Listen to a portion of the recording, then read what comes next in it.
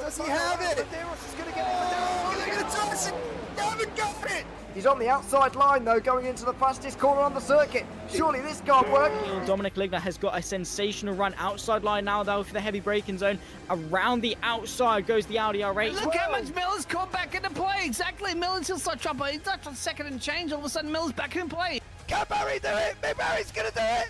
Big Barry!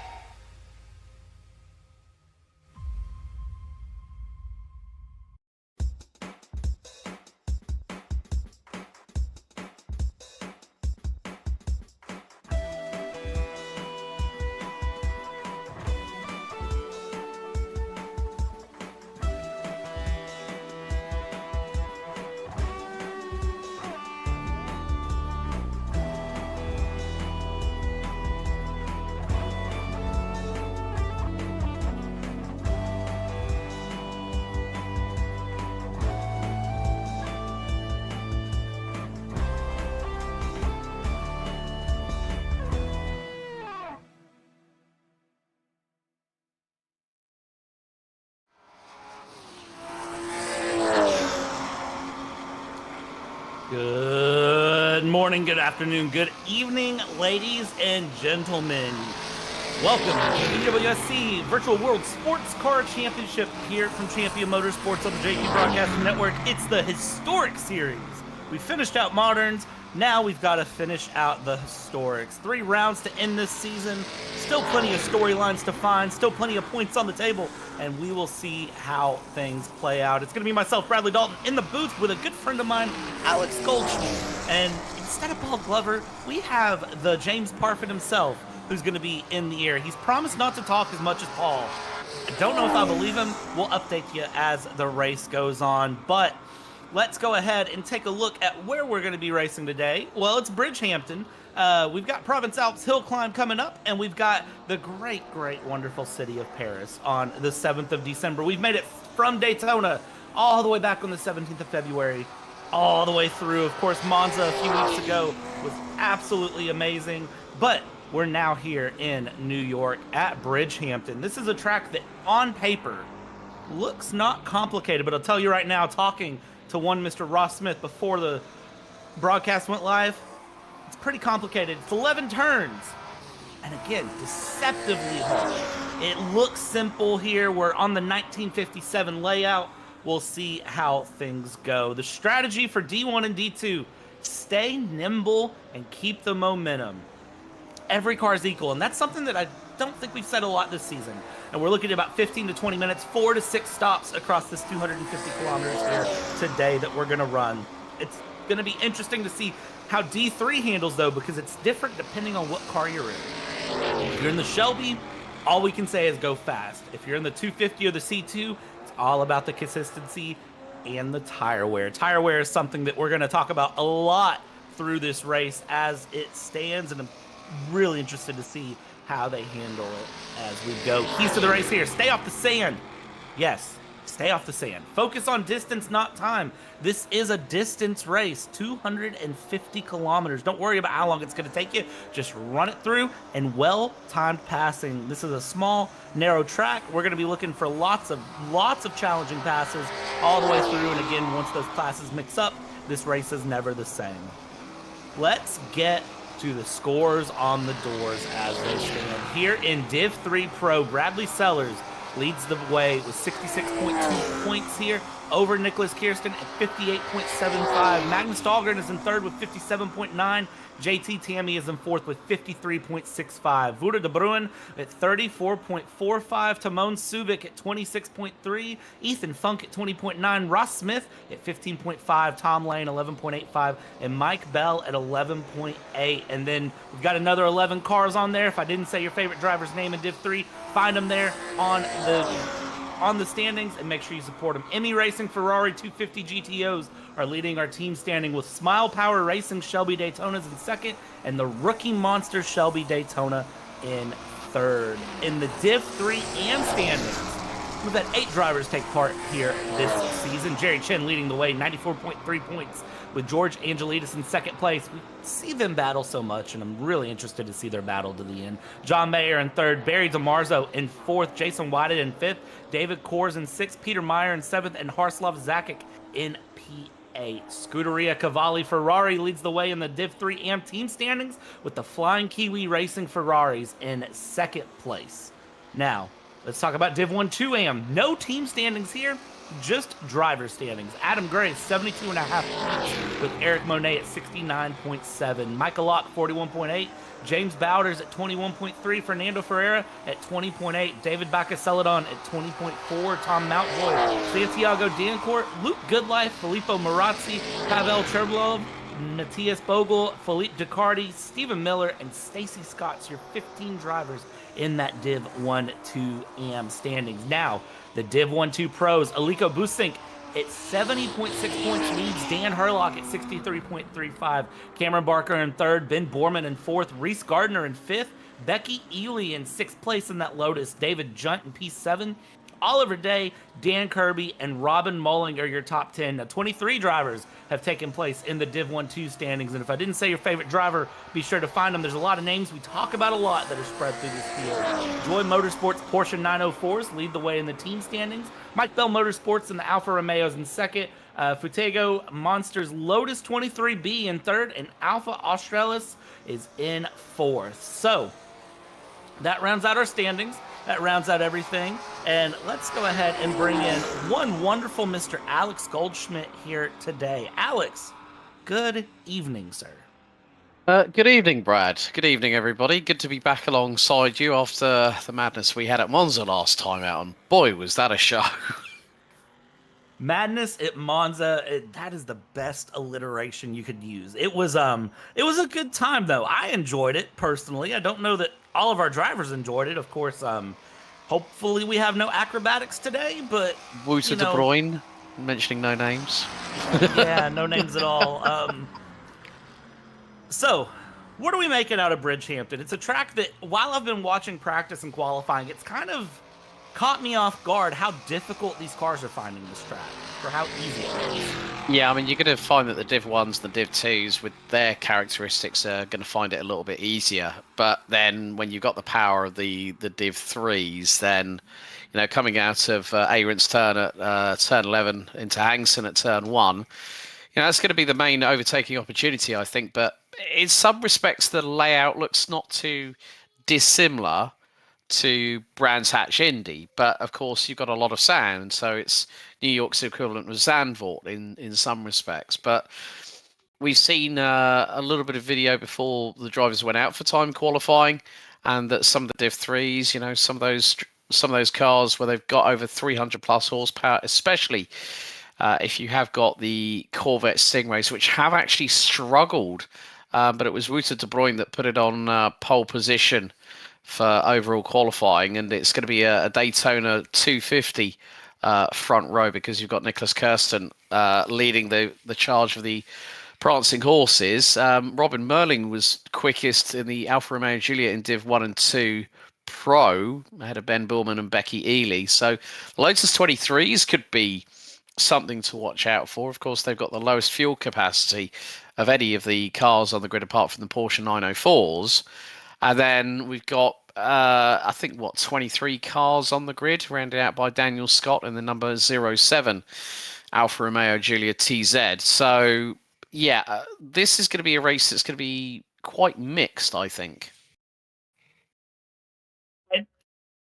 Something in me wants to lean towards the Lotus. I don't know what it is, but something in me wants to really lean into that Lotus. I think it's going to be a very competitive car. This seems like a track that is going to just favor that style of car very well. And again, we've seen this season, kind of up and down. Some tracks are very Div 3 heavy for power. Some tracks are very Div 1-2 heavy just for the nimbleness. And this is a track that, just based on what I've seen, Div 1-2 seems like they're going to have a very good time if they can manage the fuel well. Yeah, and then also the fact of the closing rate of speeds coming down the start-finish straight from turns 11 to turn 1. you know, that's where we're going to see the speed disparity. I mean, obviously with Monza last time out, we were using the old oval as well, which really put the cat amongst the proverbial pigeons, but also gave us some great two-way scraps for multiple positions, including class victories. So I think that when you look at how many right-hand corners there are in the first 4 turns, they're all right-handers, and then we go into 4 successive left-hand corners before we go into another 3. So another 3 right-handers. So you've got pretty much 7 out of 11 corners are all right-handers. But again, it's a case of in the keys to the race. Don't worry about the time. It's going to be 55 laps of this just shy of 4.6 kilometer circuit, or just over 2.8 miles. So it's laps counting down rather than waiting for 2 hours to elapse. So, but the momentum is going to be crucial. That it is. And also, hello to everybody in the YouTube chat joining us here today. Stacy, please don't ag on James to aggravate me. He's going to do it naturally. I don't need him to have the support on it. Again, we'll see what happens as things go. Bradley's ears have gone bright red and they're burning with flames, folks. I really, really hope that James JP, has shut forgotten to up. mute himself.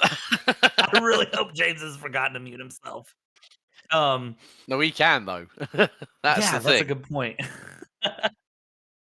Okay, so let's talk about one of the things that I think might shake things up a bit more than just the thing, the natural balance of the cars, because all of our cars on track, the 22 that qualified, and we've got 23 in session, we're only separated by about 7 seconds, and that's very, very close of a gap for Div 3 and 1, 2 all the way around to be mixed. But penalties are something that we are carrying a lot of into Bridgehampton. There are some pretty significant stop holds that are being issued out for this race. Yeah, I mean, Luca Tavanari's got a caution for car control. Car control is going to be quite crucial.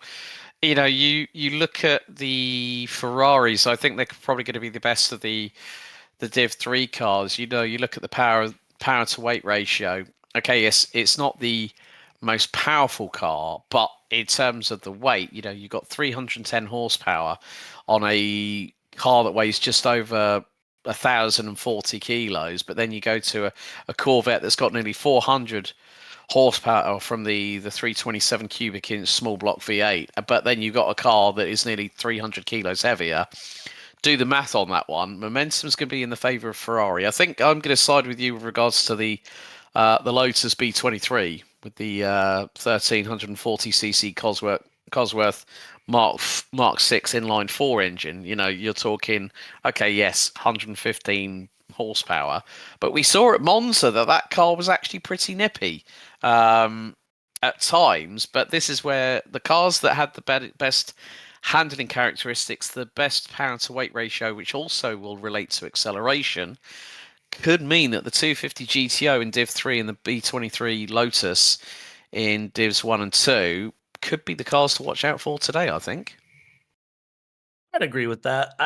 This is going to be a very, very mixed up race compared to what we're used to, I feel. And honestly, just getting to the end is probably going to be what answers our questions for what cars where. We can always predict, we can always have ideas, but at the end of the day, the drivers like to prove us wrong here in the booth. And that is something that you learn to love in this position, is that the drivers will prove you wrong one way or another as we go through. Drivers are doing the warm-up session now. Ross Smith, you'll notice, is not in the booth with us because he is serving as the de facto admin today. So he is actually the one kind of calling the shots, telling the drivers what to do, helping them check their pit boxes and do all of the fun things as they get ready for the race. He has to give them the fun story of here's what to do, here's your pre-race brief. Please don't give me more work later, because he doesn't want to spend all night reviewing and adding penalties. Yeah, that's the thing. And also good to see the likes of Chief Spoogie going hello. Stacey saying, lol, I'm just messing with you, Brad. We've got Kim D in the chat as well. So good to have you all along, both not just on the JP Broadcasting Network, but also on the Champion Sim Racing YouTube channel as well. please don't forget to like, share and subscribe. And of course, with all this sand, these drivers will find that tyres may degrade quite significantly. Plus also the fact that when it's a 250 kilometre race, with being 55 laps, not including the formation lap, drivers will have to pick their spots on when they decide to pit. Obviously, you went through the strat calls. The drivers have got to work out, but then we saw it in Monza that some drivers were fuel saving, and that's going to be quite crucial in its own right, because with a more momentum gathering circuit, again, slipstream will play a factor. It will, even on this short circuit. And, you know, one of the things with tire wear, and Ross, again, pre-broadcast, was chatting with me a little bit. MNRL runs on Tuesday nights, and they ran 200 kilometers. And Ross said by the end of that, the tires were screaming. They were gone. And now we're going to add another 50 kilometers to that. So tires, if you are a tire whisperer, if you're somebody who can really nurse this car along, if you can take away that 1% of driving to save those tires through to the end, I think this could be a race that we could see somebody just kind of sneak up, win, and go through and take off on things. It's going to be interesting to see here. Drivers are going through, they're warming up now, and Alex, for the warm-up laps here, it's not something we traditionally really see, and we're already seeing wrecks. Oh. Yellow in sector 3 already. Whoops. That's all I'm going to say on that one. We saw, I'm not sure who that was, right off the edge of the screen slide through and bump someone trying to go into the pits and slide off. So, well, if that is telling me how this race is going to go, then, well, ladies and gentlemen, buckle in, because I have a feeling that Paul picked a good one to miss, because we're going to have a busy broadcaster in the background. Yeah, I'd agree it is going to be a bit of a tough time, but the thing is that we've still got this and 2 more rounds to go, so anything's up for grabs, and it ain't over until the last checkered flag flies at the end of the season for the historics for the 1964 season. So it's all about being as perfect as you can, but yeah, no one's perfect, we know that, and mistakes will be made. Mistakes can be made aplenty, and one of the things I like is that this pit lane through here has sand on it. Like, the sand there, you know, when drivers go back, it goes through. It's a very unique setup. I'm curious to see how it goes, and Ross Smith has decided to join us for a brief moment while the drivers are going around. Ross, we've already had a spin. We haven't even started. Yeah, I mean, get them out now. Well, it doesn't really count, so that's what they're doing, I suppose. You know, that's probably a good option as it sits. Let's talk for a second real quick about the cars, Ross. Any big changes that have been made going in? The cars seem fairly stable through. They look good, or anything that we should know about, or has all attention turned to next year's historic cars in that regard? Yeah, there isn't anything new that's been done here. Again, we have been watching to make sure that all the BOP is still strong after each of one of the rounds, and so far all indications are yes. Obviously there are some track car combinations that are much more suitable for different drivers, and like for instance today the Lotus is looking pretty strong down in Div 1 and 2. Becky and Ben have been able to make pretty good headway with the setup on that one, and probably a lot more so than when they were at Monza. And we're coming into this one, the C2, despite its fuel advantage, I don't know if it's going to be able to hold out. This track really works tires, and that boat definitely suffers from that. So I think the Ferrari is actually going to have the advantage in the end, but the Shelbys are also pretty strong. I'd say look out for Valter and Bradley Sellers if he can overcome his penalty. And they're going to be fighting really hard, tooth and nail, with, I guess, Dahlgren, Suvic, And I thought we had Christian in here as well, but maybe he stepped out.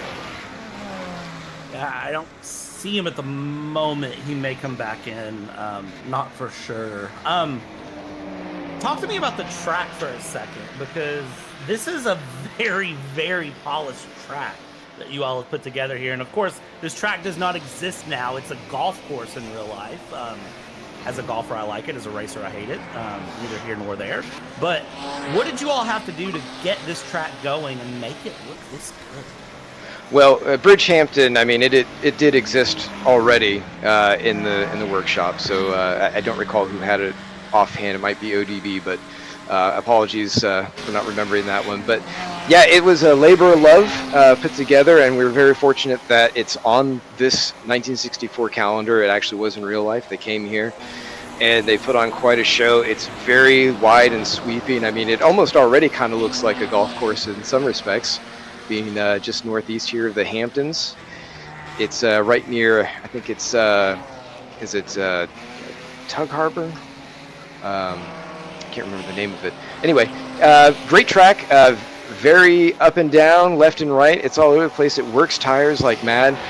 It's the kind of track that urges you to push just a little bit more and will punish you if you go over the line, as I'm sure you've seen quite a few drivers do already, myself included. So it's a great course, a fun track. When you nail a lap, you definitely feel good about it.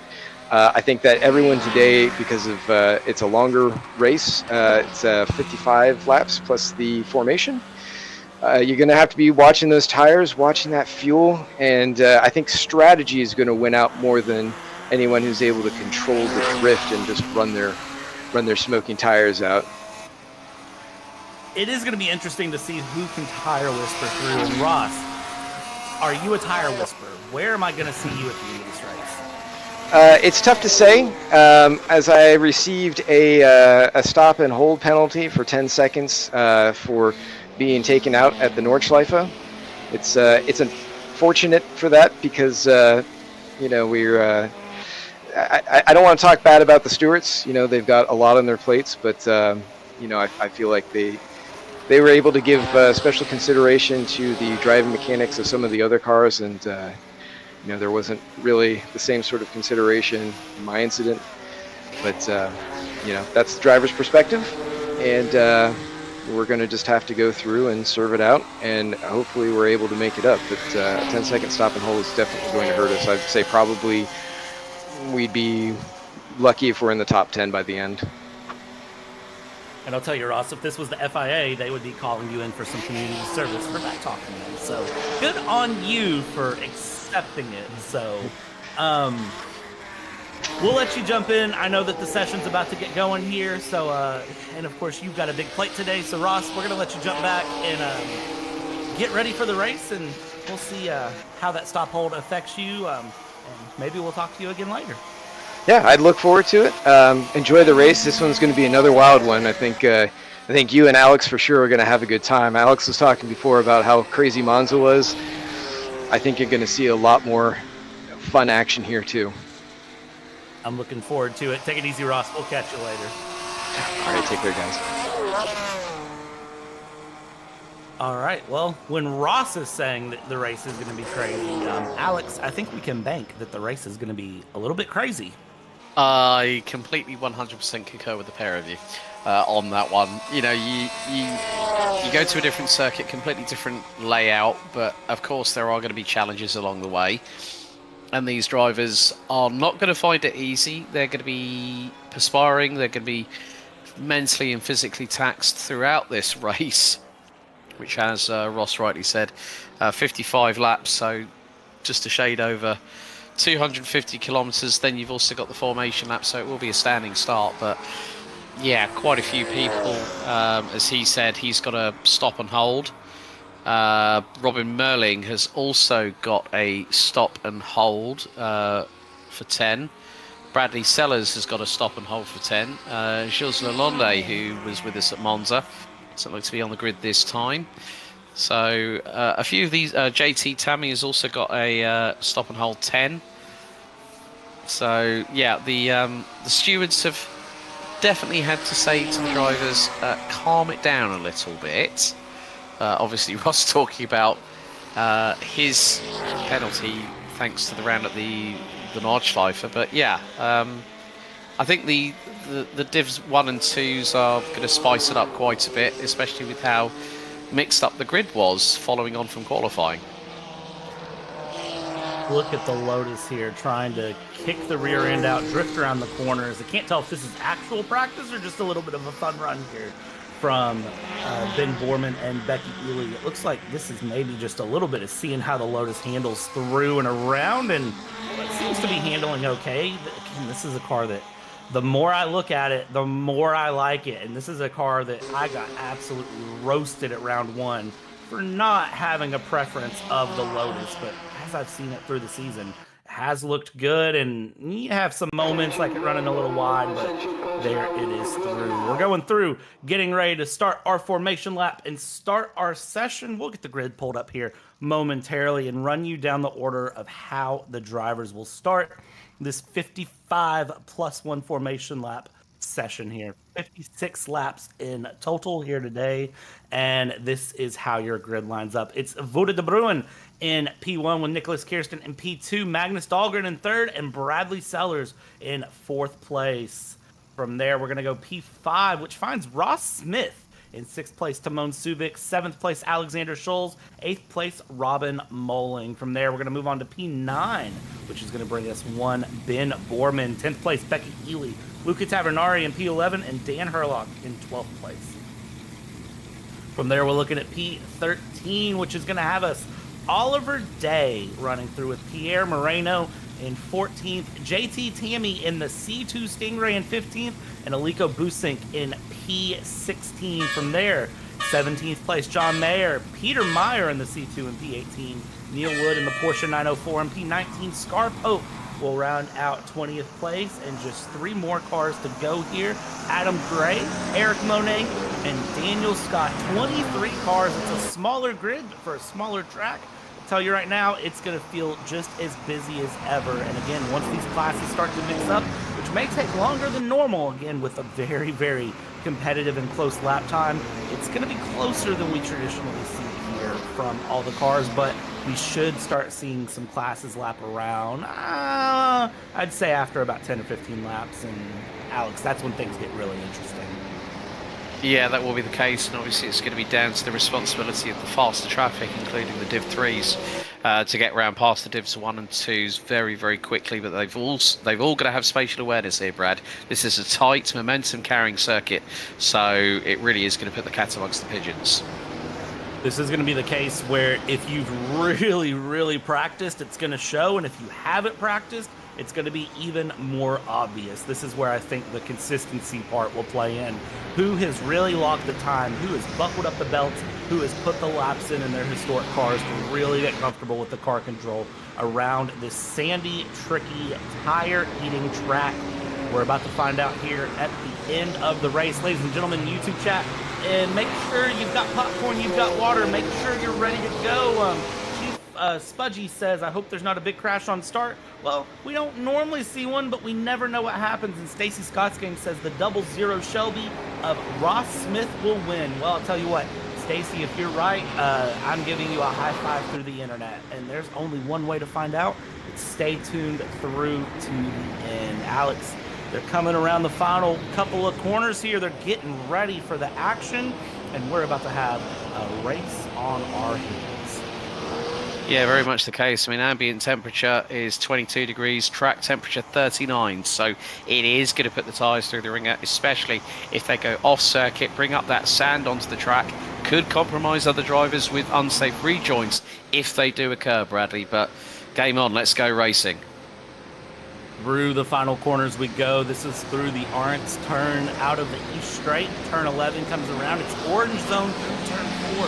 Doesn't mean you can't pass, just means you really got to pick your way through when we go. Mr. Wouter de Bruin will lead the field down. Kirsten Dahlgren, P2, P3, but it is going to get Shelby that leads our way down. Green flag in the air, and we are going for these 55 laps here around Bridgehampton. And very quickly, Wouter de Bruin is going to get the move done here to pull a big gap in the lead, go through, hold that Shelby nice and comfortable. You see a little wiggly, the historic handling. Talked about it all season, and it shows yet again as they come through. Excuse me, Div 1-2 now makes their way down, and that is going to be led by Robin Moling there in the Alfa Romeo, but those Lotuses are very quick, and they're right there for company. And it seems like everyone's gotten away pretty well here, Alex. Yeah, Ben Billman closing in on Robin Merling, who's got to have to serve that stop hold 10 on the first pit stop. Becky Ely making it a three-way battle for the lead in Div 1 and 2 Pro. Nicholas Kirsten we're on board with, who's trying to close in on Wouter de Bruyne. Gap now is about 4 and a bit tenths of a second, make that half a second. And closing with Magnus Dahlgren. So it's Shelby leading the way, 2 Ferrari 250 GTOs, second and third. Bradley Sellers, Ross Smith, Timon Suvic and Alexander Schultz running at the top 7. And you can see, oh, look at the wiggle and then the sideways momentum. It was sideways for Nicholas Kirsten, who's lighting up the right rear under braking. That's allowing Dahlgren to close quickly. Yeah, that is not what you want to do here on lap 1 as we go along. You've got a long way to make those tires last and make this car last, and that is not what you want to be doing this early on. We jump back here. The Lotuses are jockeying for position here. It is Borman ahead of Ely at the moment.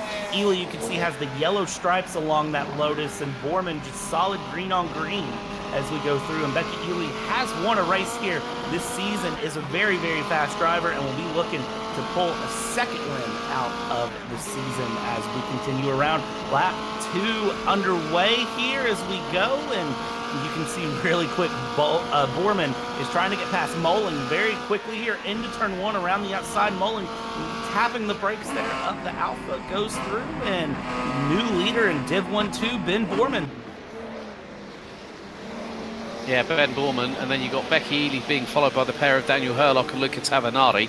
So things in Div 1 and 2 Pro, very, very close indeed. They are covered by probably about 2 seconds as Hurlock's looking to fire it around the outside of Becky Ely, who in turn is trying to go up the inside of Ralph Merling. But this is a real scramble, as also Ben Borman closing in on Alexander Schultz, trying to make it a Div 1-2 pass to Div 3 car. Very, very hard action they go around as they continue. This is going to be where I think the majority of the back and forth is going to go for the day. We're going to see some battles up front. We're going to see Magnus Dahlgren, Wouter de Bruyne battle. We're going to see Nicholas Kirsten, Bradley Sellers all get in the mix. Ross Smith is going to be up there as well. But this is really what I think. The Div 1-2s are so closely matched that I think this is going to be where the big battle is. This is on board with Borman. Borman getting a run up the inside there, around, clears it through, and gets through, and that is a good pass on Schultz. Div 1-2 battling it out with Div 3, but Div 3 again has that power to just push back down the straight. But in the turns, the Div 1-2, especially that Lotus, is just so nimble and can just outmaneuver. Look at this. Yeah, there you go. I mean, and there's also a bit of a battle between De Bruyne and Dahlgren. Dahlgren's just been in the fastest lap of the race, a 1:44.216. Also, one of the things I'm noticing here, Brad, the Div 3s are topping out at about 150 to 153 miles an hour. The disparity between them and the Div 1 and 2s, I mean, the Lotus 23B Ford of Ben Borman is topping out at about 135. So it looks like we are going to have an even battle as sideways. Sideways there for Magnus Dahlgren, who manages to hang on to it. He was very much Mr. Sideways at Monza last time out. It is the best way to handle these cars, the drivers seem to think, is to really just let the back end kick out, let it slide a little bit. And, you know, the tires might disagree, but the drivers, that seems to be, especially in this Div 3, just how they like to handle them. They like to let them slide a little bit, and it's kind of just their fastest way through. So we're going to see a lot of that, and it's basically, it's controlled drifting, controlled Formula Drift in historic cars, 1964 cars. Who would have guessed it? Certainly not me as we go through. Dahlgren still trying to chase down De Bruyne here, still trying to put some pressure. The gap ebbs and flows as they go, but Dahlgren can't find really any headway. De Bruyne is just rock solid right now. Yeah, very much the case. Alexander Schultz, in the meantime, has dropped behind the 3 Div 1 and 2 cars of Ben Borman, Daniel Hurlock and Becky Ely, as Dahlgren is now going to park it into the pits. I think also that was Bradley Sellers going in, probably to serve their well, Bradley Sellers is going to serve his stop hold 10 now, as so will Ross Smith. So they're all doing the same thing, getting these penalties out of the way. That's going to be crucial, and that's another key to the race as well. Yeah, and for Dahlgren, this is unfortunate that he's got to do this now because he has a stop and hold 55 seconds that he is serving. So he had a stop hold 25 and a stop go. Becky Ely, what are you, man? She was all over the place at that point. Alexander Schultz got through, and now she's being closed in on by Luca Tavanari. We've got another yellow out in Sector 1, so track limits are going to be something that the server's going to be very much overpowered with here today at Bridgehampton. And another yellow out in Sector 1 as Becky Ely tries to get through. There's Ross Smith. Oh, that's a bit sideways there for the Shelby Daytona. They're loving the sand there on the outside of the corner. It's just absolutely going through. So we're going to get a lot of those off tracks there through the corner. Just the cars are sliding wide. That's turn 3 and turn 4. We're going to see a lot of drivers, especially as Ross told us, before the broadcast, Alex, once they come out of the pits, the cars are so heavy, we're going to see a lot of drivers be significantly slower after pit stops, just trying to keep the cars on the track. Yeah, that's very much the case. Peter Meyer being closed in on by Scar Pope and the number 21 Alpine A110. That is the battle for 14th overall. And is that going to be the move? Yeah, well, Meyer having to keep that Chevy on the black stuff. And there is also Bradley Sellers, who's rejoined in 16th overall. So Sellers, we know, can be very, very quick. He showed that pace at Monza as Borman puts in the new, that's Ben Borman, new fastest lap of the race, 140, well, for the class, 144.350. Wouter de Bruyne, who's got a 2.3 second lead over Nicholas Kirsten, has got the fastest lap of the race, a 143.509. And then we got another one for Mayer in his own right. That's John Mayer in the 250. For him, in the Div 3 AM class, he's a car ahead of Peter Meyer, with Pierre Moreno not too far behind either. And there goes through Bradley Sellers in the meantime on Peter Meyer, and that's a change for 14th overall. So Sellers now starting to wind up the wick on that number 93 Shelby Daytona. As we go through, Scar Pope now in the pits as well. Drivers really finding their rhythm here. They've gotten those first 5 laps in, and I think at this point, everyone's realized this is a long race. They found that rhythm, they've settled it in. We've gotten some of the early scraps out of the way, and this is the point where the drivers know it's a matter of survival. They've got to watch the sand. They've got to watch, the sand, the track limits, the other cars, and they're starting to try to just build gaps and get into the flow. Even though this is a lap counted race, it is a distance race. And while we're not driving to necessarily a timer, of 2 hours, 90 minutes, whatever you may think when you think of a endurance race, timed race, we're still driving essentially to that endpoint that we know will come. Yeah, very much the case, as you can just see how hard Wouter de Bruyne is hustling that car through at Millstone Turn at turn 3 on the run down towards Colasanti Corner at T4. And then here's Pierre Moreno versus Neil Wood. So 2 Porsche 904 GTSs going wheel to wheel, side by side, down the main straightaway out of T11 on the run down to Hangston Turn. And here comes Bradley Sellers with a big rate of speed. Decides to back out of it because he doesn't want to impede himself with a potential future penalty. As both Wood and Moreno go off track, and Moreno into the back of Wood. Oh, that's multiple bits of contact between the pair, and into the sand they go.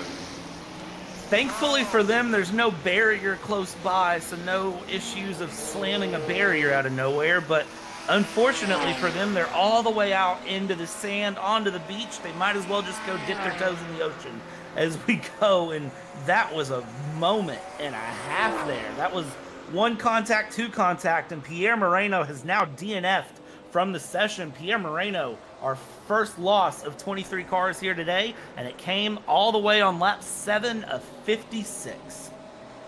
That just goes to show, I mean, Pierre Moreno took a significant amount of damage at that point. Here we go with the Champion Motorsports replay very shortly. But, well, Moreno just, look, you see that Wood goes off. Moreno, just loses it under braking, tags the back. Then there's a secondary impact into the right rear of Wood, and then spins the car around. You can see the damage on the right rear of the 151, and then there's going to be a further contact as they literally are both passengers, and off into the sand dunes they go. Bradley Sellers, in the meantime, also goes off track at that point and loses a position in his own right, but he managed to keep a hold of it, unlike the two behind him that ended up behind him, with Moreno DNFing, unfortunately. I think for Bradley Sellers, that may have just been a sympathy off, knowing the cars around. You have a big moment like that in front of you, and it can completely cut your focus. So Bradley Sellers, though, able to keep it on track, keep it moving. NP11 ahead of Ross Smith by 1.9 seconds. We jump back here with Luca Tavernari, who is chasing down Becky Ely here. Gap 0.3 of a second. The Lotus, though, still looking comfortable here against the Alpha. Becky Ely looking very, very comfortable here as we run, still going through. Becky Ely running in P6 overall, with Ben Borman, the other Lotus, running P4 overall. And that is, yes, Div 1 and 2s, the top 3 Div 3s, and then it's Div 1 and 2s all the way down to 8th place overall. Magnus Dahlgren, who's all the way down in 22nd position, has just put in a new fastest lap overall of anybody as Tavernari sends it up the inside through on Becky Ely. Is the Lotus going to be able to hang it around the outside of the Alfa Romeo? Not quite. Oh, there's a bit of a head check between the two, and Ely goes through the sand. And Tavernari getting his elbows out somewhat. Yeah, I don't know that Tavernari meant to do that, per se. I don't think that was an intentional run someone off the road, but I think that's a case of just the cars get a little wiggly sometimes in the corner, and occasionally you'll just have a little bit of contact. Thankfully, no harm, no foul. Both drivers continue on, but Becky Ely will remember that, and Becky Ely will be trying for a pass here in a few laps, and will look and try to get a run, and maybe Becky Ely will stick her elbows out and just kind of repay the favor. Yeah, as I was alluding to before, we saw that inadvertent contact between Tavernari and Ely. Magnus Dahlgren 142.976.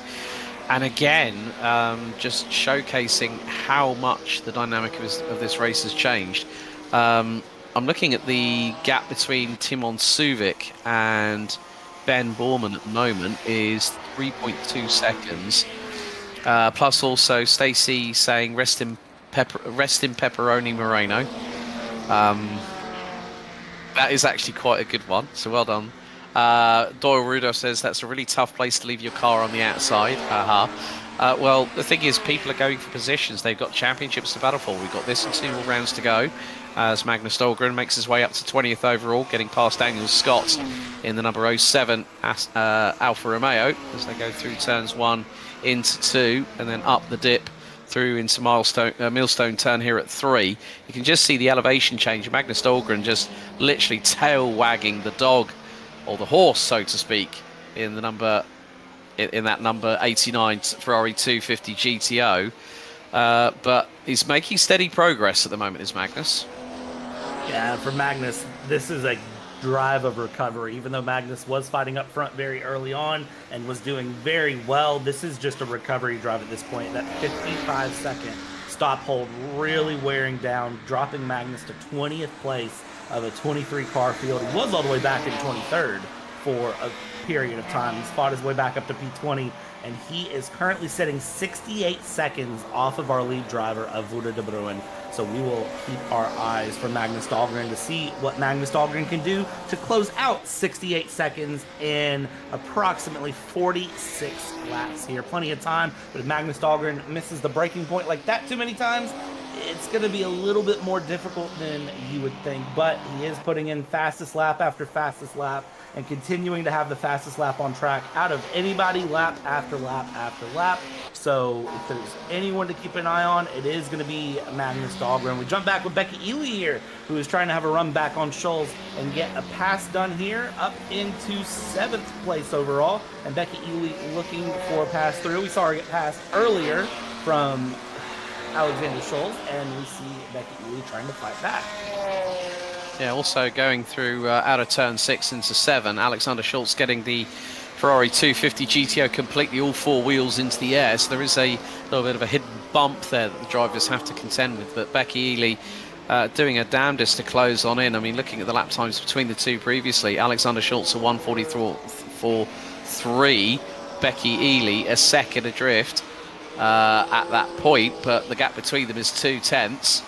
So Ely is trying to close that gap. Ben Borman, in the meantime, is going significantly quicker than Timon Suvic.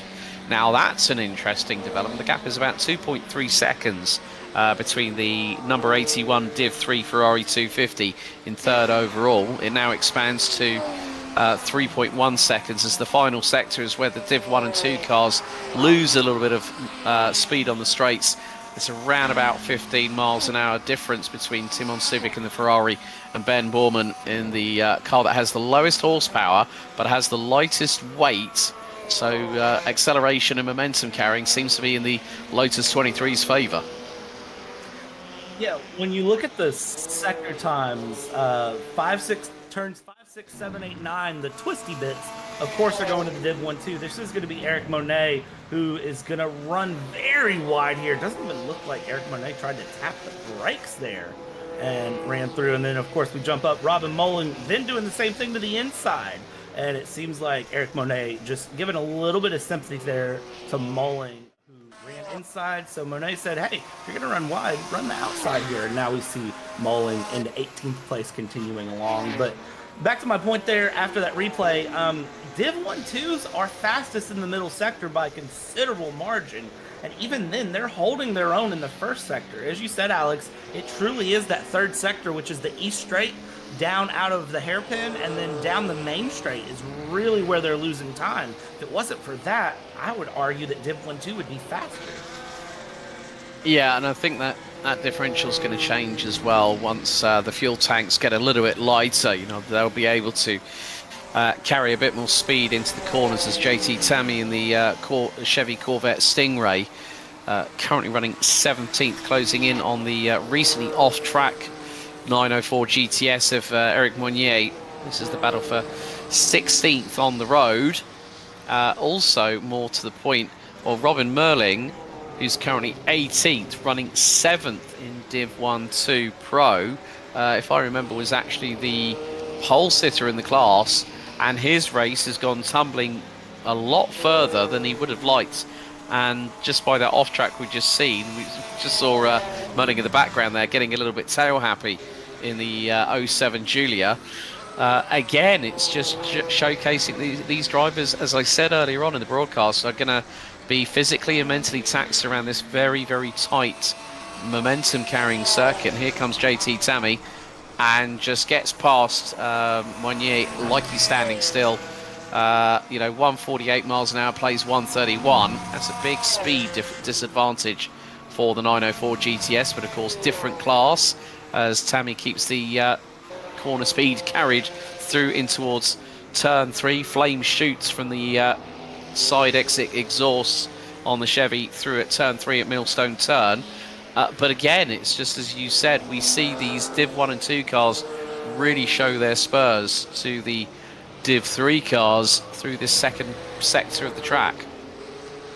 Yeah, and it's so fun to watch, just the difference in the cars. And one of the things I'm noticing is we really haven't had lap traffic start yet. I thought by about lap 10, lap 15, we would really start seeing cars lap, but that's how close the pace and the difference is here. And the one thing I am noting as I look at lap times, Div 3s are managing a lot more than I thought they would be. As we see De Bruin here, his fastest lap was a 1:43.1. His last lap was a 1:43.2.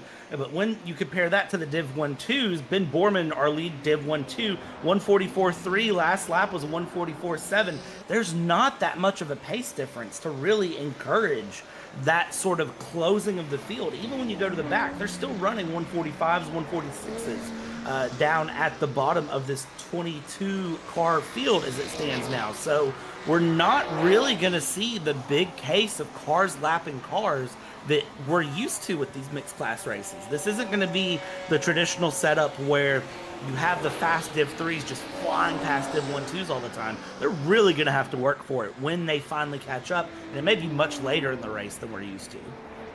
Yeah, I'll probably say past the halfway point, maybe into the last 15 laps is where we're going to see more of these overtakes happening. When you look at Scar Pope in the Alpine A110 down in 22nd place, is 1 minute and 23 away from Wouter de Bruin. So we could see our first overtake maybe in the next, I would say, 10 to 15 laps, possibly, give or take, just depending on the speed. I mean, at the minute, Daniel Scott has ended up going down into 22nd position and is 1 minute and 24 behind. So, yeah, that's 19 seconds as Nicholas Kirsten sets the all-time fastest third sector at 25.2. 0.3 quicker than Wouter de Bruin, who's still hanging on to a lead of around, 1.5 seconds. So the tyres seem to be degrading a little bit more on these Div 3 cars, whereas the Div 1 and 2s, realistically, have an opportunity to showcase their prowess, and that is just the case of how this track is just playing out to the drivers. As the race has gone on, the one thing I will note is that the track temp has gone up since we started. Track temp right now, 41 degrees Celsius. It is scorching hot here on the beach. The sand is going to be helping nothing. And looking through right now, we're watching Peter Meyer here as he goes through. We're going to get a quick replay here. This is going to be John Meyer as we go around. What did the 88 do? Well, went off to play in the sand. And I'll tell you right now, that's hard to wash out of a car. I don't know if you've ever taken your car on a beach, or if you've ever been on a beach trip and then gotten in the car and then went home and had to vacuum your car out. If you get sand in the car, near impossible to get out. Yeah, well, someone has just gone off in front of John Meyer in the meantime. That was Eric Mounier in the number 40 Porsche 904. So, yeah, sand, it gets everywhere, Bradley. It really, really does. In between your feet, in between your toes. And then you wonder why you've got about a sandcastle coming out of your shoe when you take it off. And then just go, hope there's nothing more of that. Wouter de Bruin, again, just starting to expand that lead over Nicholas Kirsten.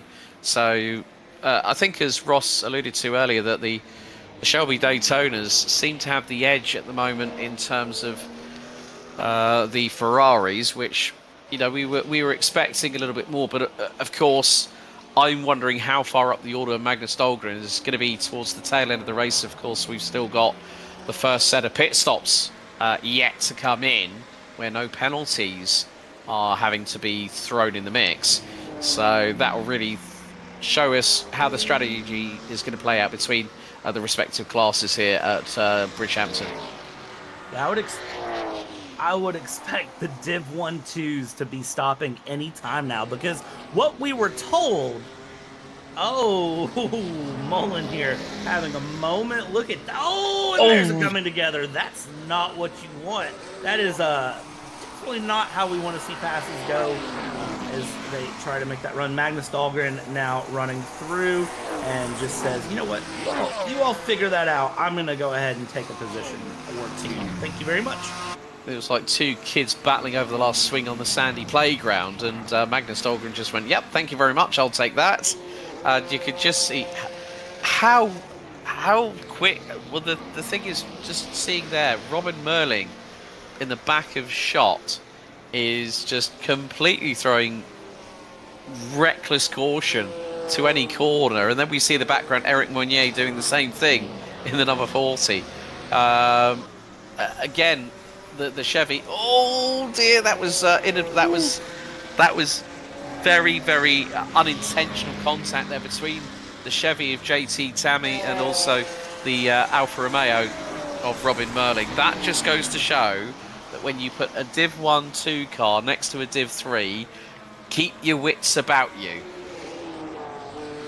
That wits about you with a mixed class car when you know you're the faster car in the corners, but you know you're going to get past the straightaway.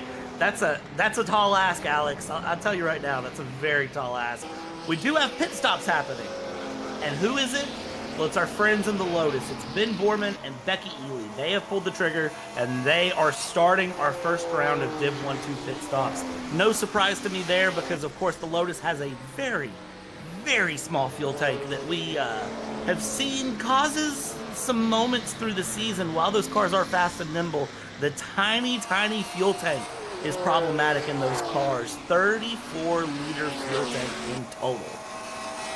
That's around about 7 gallons worth of fuel there as Magnus Dahlgren just literally powers past Neil Wood in the Porsche 904, number 151. And again, just seeing the dips and who's that going off the track? It was Robin Merling. Oh, he went and visited the sandy beach as well. Goodbye, adios, see you later. That's not even visiting the beach. That is trying to go to the ocean. Maybe trying to find that magical hole 18 here, since again this is now a golf course. Definitely, probably scouting that out for the future here. Go through, runs it wide, and then just, well, again, it's a good thing there's no guardrails close by, but eventually, It was like he was trying to put his towel on the sunbed first before anybody else today. I question, are we racing or are these rally cars? Because look at this onboard replay here.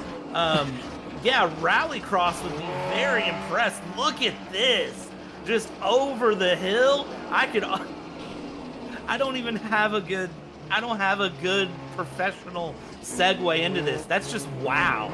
That is commitment and a half, and then still full speed on the track after that. Didn't lift, didn't coast, just kept the throttle planted. That I think Kimi Räikkönen would be proud of that one. Hi, my name's Robin Merling, and welcome to Jackass. Absolutely. And now look, Robin Mullins already caught back up and is right back on the back of JT Tammy in that Corvette Stingray. That is how nimble these Div 1-2s are. Even though that Div 3 is going to pull a gap here, by the time we get around another lap, they're going to just go ahead and crunch it back in even more. This is ridiculous. These Div 1-2s are scary. I do want to point out back at the front, I don't know what's happened at the front, but Wouter de Bruin, the gap has went from over 2 seconds to 0.3 of a second. Look at this. We've now got a battle for the lead that's came up out of nowhere. Yep, and yeah, that was I think they've just passed the 53 car or 63 car. I think that was, well, you've definitely got a couple of Div 1-2s there. You've got an Alfa Romeo and a Porsche. So I was trying to catch up with which drivers they are. That's Adam Gray and Daniel Scott that they've just got through. So the 63 Porsche 904 and the Alfa Romeo Giulia TZ07. So they've been put a lap down. And we're not, I think we're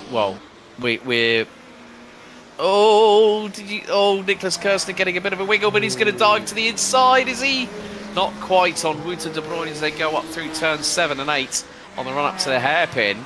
But Wouter de Bruin, wherever he had that moment a couple of laps ago, has really opened up the opportunity for Nicholas Kirsten to close on in. He's basically done what a valet would do and just opened the door and motioned along. And unfortunately for Nicholas Kirsten, he has tripped on his shoelace on the way because he is not getting the pass done yet. He's pushing, he's close, but he is now losing more of a gap here as we continue along. And they have 15.5 seconds back to Timon Suvic. So these two are really in a league of their own as they stand here in the front. They come along. We are starting to lap cars now since Div 1-2 has started to cycle a few pit stops here. So they are starting to let people go through. A little bit of slipstream will help De Bruin here get the run down. Kirsten just a little bit too far back, I believe, to have the advantage into one, but I could be wrong here as we go. Gap now open back up to just over a second, just under a second actually, as they go through down into 1-2, and De Bruin is, look at that, just drifting that car around. Just lets the Daytona kick the rear end out a little bit and send it along. Knows that's the way to drive the car fast, but again, I just wonder if once we get really down to that last third of the race, if he won't regret that with those rear tires. Yeah, I think it's just sometimes when he gets past that first pit stop, he's going to have to start playing it a little bit safer. Oh, De Bruin again. Bit of a tank slapper there for the number 19. Rookie monster Shelby Daytona. And that's got that gap down to just under 3/4 of a second. So, yeah, it's about just keeping, things very, very occupied. And there's the bump there going through out of turn 6 into 7. You could just see how hard they are pushing. The cars are getting lighter and they're getting a bit higher up into the air. The more they go over these slight bumps and undulations here at the circuit, it's just incredible to see. I hate to think of how hard they're wrestling with the steering wheels and then with the brake and throttle modulation in these 1964 Div 3 cars. It's just impressive to watch every single time. It is definitely a workout for them, and it's something that I've tried the cars, and I have nowhere near this amount of skill. So hats off to all the drivers for running it through here and continuing their cars along. Yeah, also we've had our second DNF. Eric Monnier has retired in the number 40 car, so that's one of the two Div 1-2 AM cars that have called time on their race, whether that's... well, here comes the Champions Motorsport replay. This is Eric Monnier. Now, where is this? This is going to be through turn 2. He goes for the sandy beach. Now, what happens here? Comes back onto track, loses the back end again. Oh, this is not going to end there. Oh, he hit the tree. Straight on nose end in. Destroys the front of the vehicle. And that is now us down to 21 runners and riders. He tried to save it. There wasn't enough to be done there. No grip to be found. Nothing to do. Once he was out on the sand, it was kind of just game over here. We jump in with Kirsten getting around that number 88 as we continue our race along, and he's trying to catch De Bruin very, very slowly, but surely, but quickly. And they just, man, he's there. It's right there, Nicholas Kirsten is. Just right there, but can't close the gap enough to try to go for the pass. De Bruin just seems so solid. Yeah, because they've just got past John Mayer in the number 88 Div 3 AM Ferrari 250 GTO, so we're not that far away from half distance, probably in about a couple of laps time.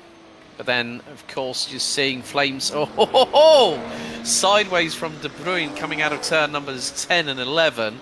Manages to carry the speed through, but then you see Nicholas Kirsten.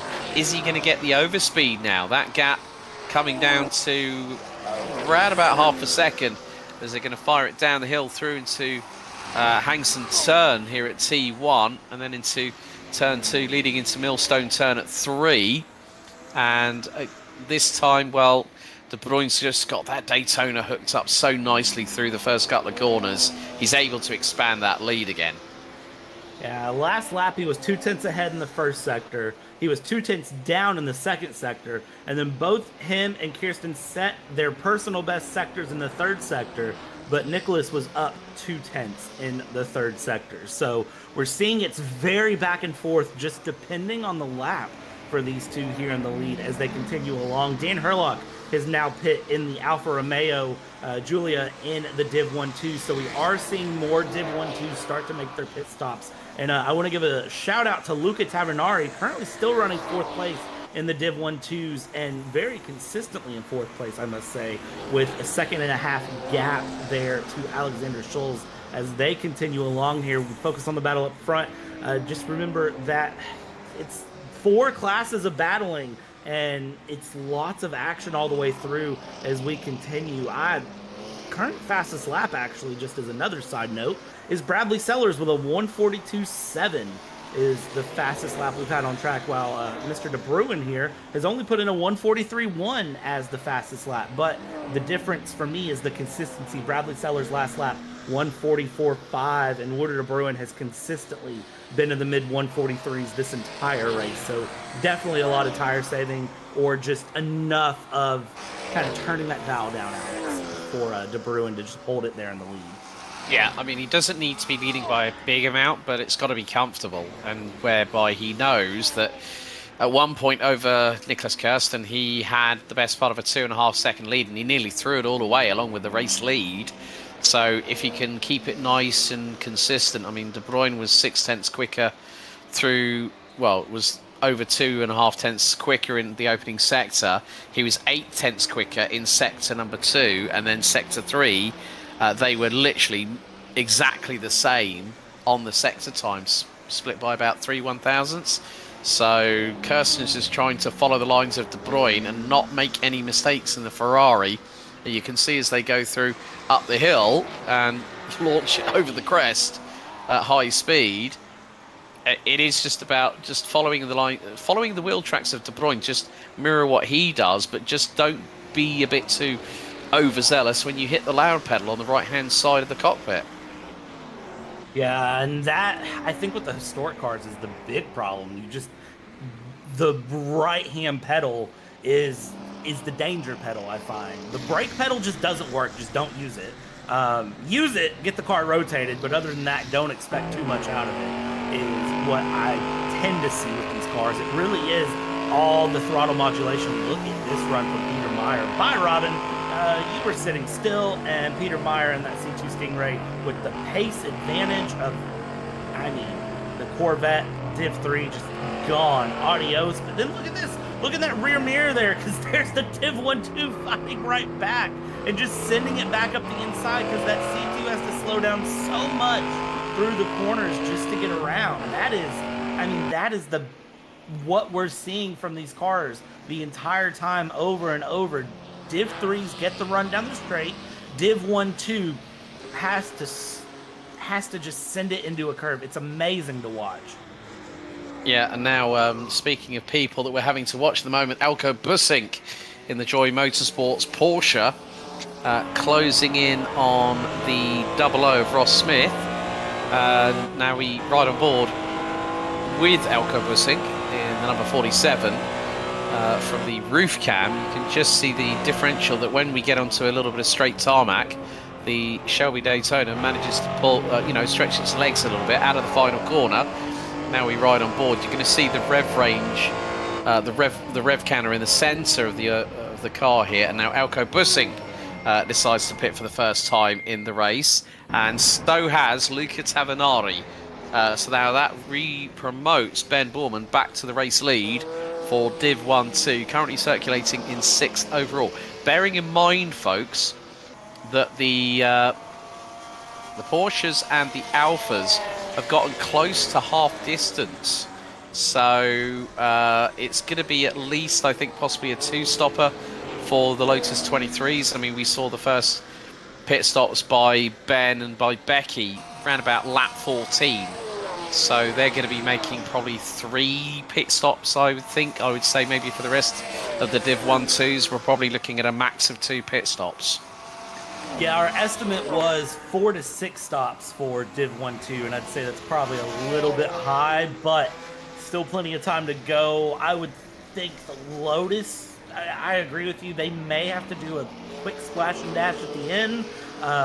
So we may see a 4th pit stop from the Lotus, which may prove to be problematic, but with the pace advantage those cars have and kind of the comfort we're seeing out of Ben Borman and Becky Ely, it still is a race that's in their hands to win their class.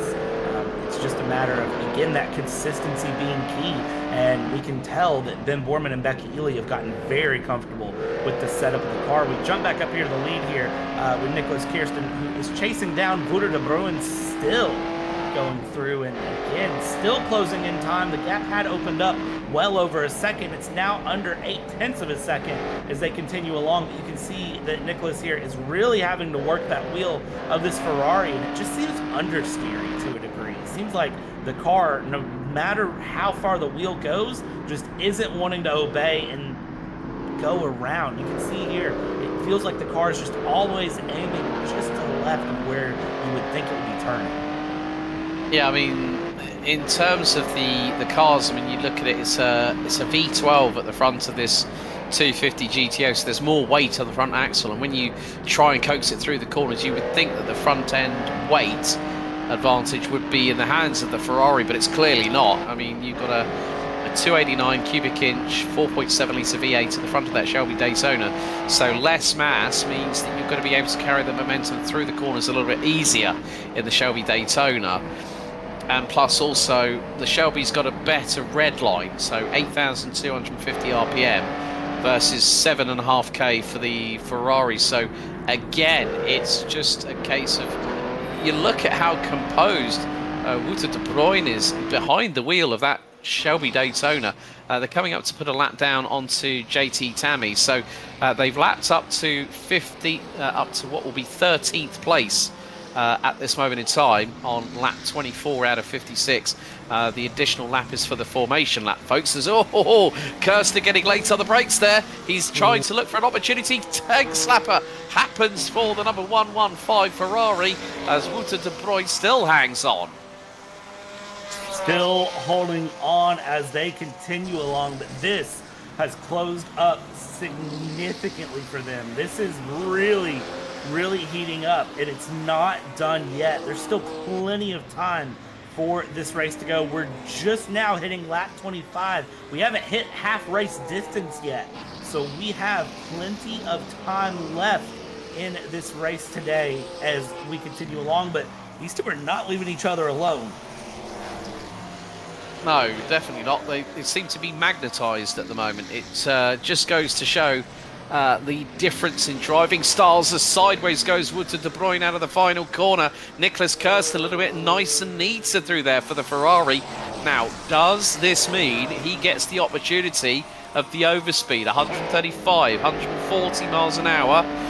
And again, just the amount of power that's in that Shelby Daytona, and you could just see that Wouter de Bruyne just picks the rear out to the left-hand side, the left rear just screaming and burning rubber going through into turn 1. He's doing it again through turn 3 at Millstone turn, and now we go onto the straightaway into Colzante corner very shortly. You can just see how composed Wouter de Bruyne is, even though he knows that JT Tammy and the Corvette C2 Stingray is just up ahead, but he's got to get past him quickly because he does not want Kirsten having an opportunity to get through on him to take the race lead. He doesn't want him to take the race lead, but the more I watch this, the more I think that it's going to happen. I think that this is just a matter of when, not if. It's just very hard to see through. We've had a third DNF now. So we went from 23 cars to 20, and it's our good friend Robin Mullen. What has happened to Robin? Well, I have a feeling that this is running wide out of a corner, and am I right? We're going to find out really. Let's see. Trying to tell what might have happened. It almost seems like it just stopped. So maybe just a disconnection and air somewhere. Not sure. It's unfortunate, though. That is our third DNF of the race here. Now down to 20 cars to complete the rest of this race distance. Still Wouter de Bruyne up front, and now has opened up over a second gap on Nicholas Kirsten as they continue through 30 laps remaining, Alex. Yeah, and then we go back to Magnus Dahlgren, who's got through on Becky Ely. And Dahlgren at the moment running P6. Of course, he had that big stop and hold for 55 seconds. But he's managed to make the best of it. And getting up into the air car twice in a row through two respective bumps on the circuit. But now pulling a gap over Becky Ely. Becky Ely currently second in the Div 1-2 Pro class. and she is quite a way back. Make that probably the best part of over 20 seconds away from Ben Borman, who's currently running 5th overall, as Becky Ely again getting very close to the back end of Dahlgren. Dahlgren's Ferrari getting a little bit sideways from time to time. There you can see that, well, the Lotus B32 Ford Cosworth has got the lowest rev limits out of everything in this field, 5,800 RPM. So literally, as soon as you see it hit around 6 on the rev counter in the middle of the binnacle in front of the steering wheel, then they've got to change up. But you can see then Magnus Dahlgren has gone, bye-bye, Becky, see you later, eat my dust. It's amazing, though, because watch how Becky's going to just very quickly cast out the fishing line and just reel Dahlgren back in here through this first middle and the turns here. Because look at that, Magnus Dahlgren, as soon as we said, you know what, bye-bye, Becky just goes, no, come back, I wasn't done. We're still racing here, and very quickly is going to start closing this gap through the corners, because this Lotus can handle, and well, maybe I spoke a little too soon. Maybe I commentated cursed it. I shouldn't, speak. Based on circumstances, things you said something and something else happened completely. Exactly. Isn't that our job, Alex? Isn't it our job to say one thing and speak something else in the universe? Yeah, from time to time, Brad, it does happen. We've all been a fate of circumstance, whether it be talking about racing or some people that do commentate that get behind the wheel, they do also have their own moments on track rather than being in the booth like us at the moment. And you can just see Dahlgren getting a bit sideways happy. Becky Ely wrestling the steering wheel of the Lotus 23B, Ford Cosworth. Had a nice little shot of the blimp overlooking the circuit just a moment ago as well. But one of the other things that I've noticed, that with regards to the Div 3 cars, that when we go over the bumps, they seem to get airborne, whereas the Div 1-2s, because they're a little bit lighter, they don't have that want of launching into the air. Yeah, but watching the cars launch is so much fun. I'm not going to lie. It is pretty enjoyable to see. Stacy has said in chat, the Porsche's the same way around the track. It won't turn. Having the rear engine hitting the brakes doesn't set the nose like a front engine car does. That's where the Shelby gets the advantage. So that is a very good point, that, you know, the engine specifics, and it's something that Storm Gang has done really well. SGS has done a very good job of modeling in that weight balance, that weight shift, and seeing the difference in the cars. And tracks like this really make it stand out. We might not make it as apparent at, you know, some of our big tracks like Le Mans, Spa, certain tracks where the Div 3s are just going to dominate on power alone. But, you know, the hill climb is one I think of. Kappa Karate hill climb that we ran. Bridgehampton here. It's tracks where you really see the difference in the cars stand out in their characteristics. Front wheel drive, or front engine, rear engine. You see all of those differences in how the handling changes. And we've also had Wouter de Bruyne pit from the race lead. So he's the first of the Div 3 cars at the sharp end of the field that has decided to pit on half distance. So lap 28. And we've also had and another one of the Div 1-2 cars goes by the wayside this time. Daniel Scott off track, and then it's the same corner again that might cause the problem. He's gone off, rejoins onto the circuit.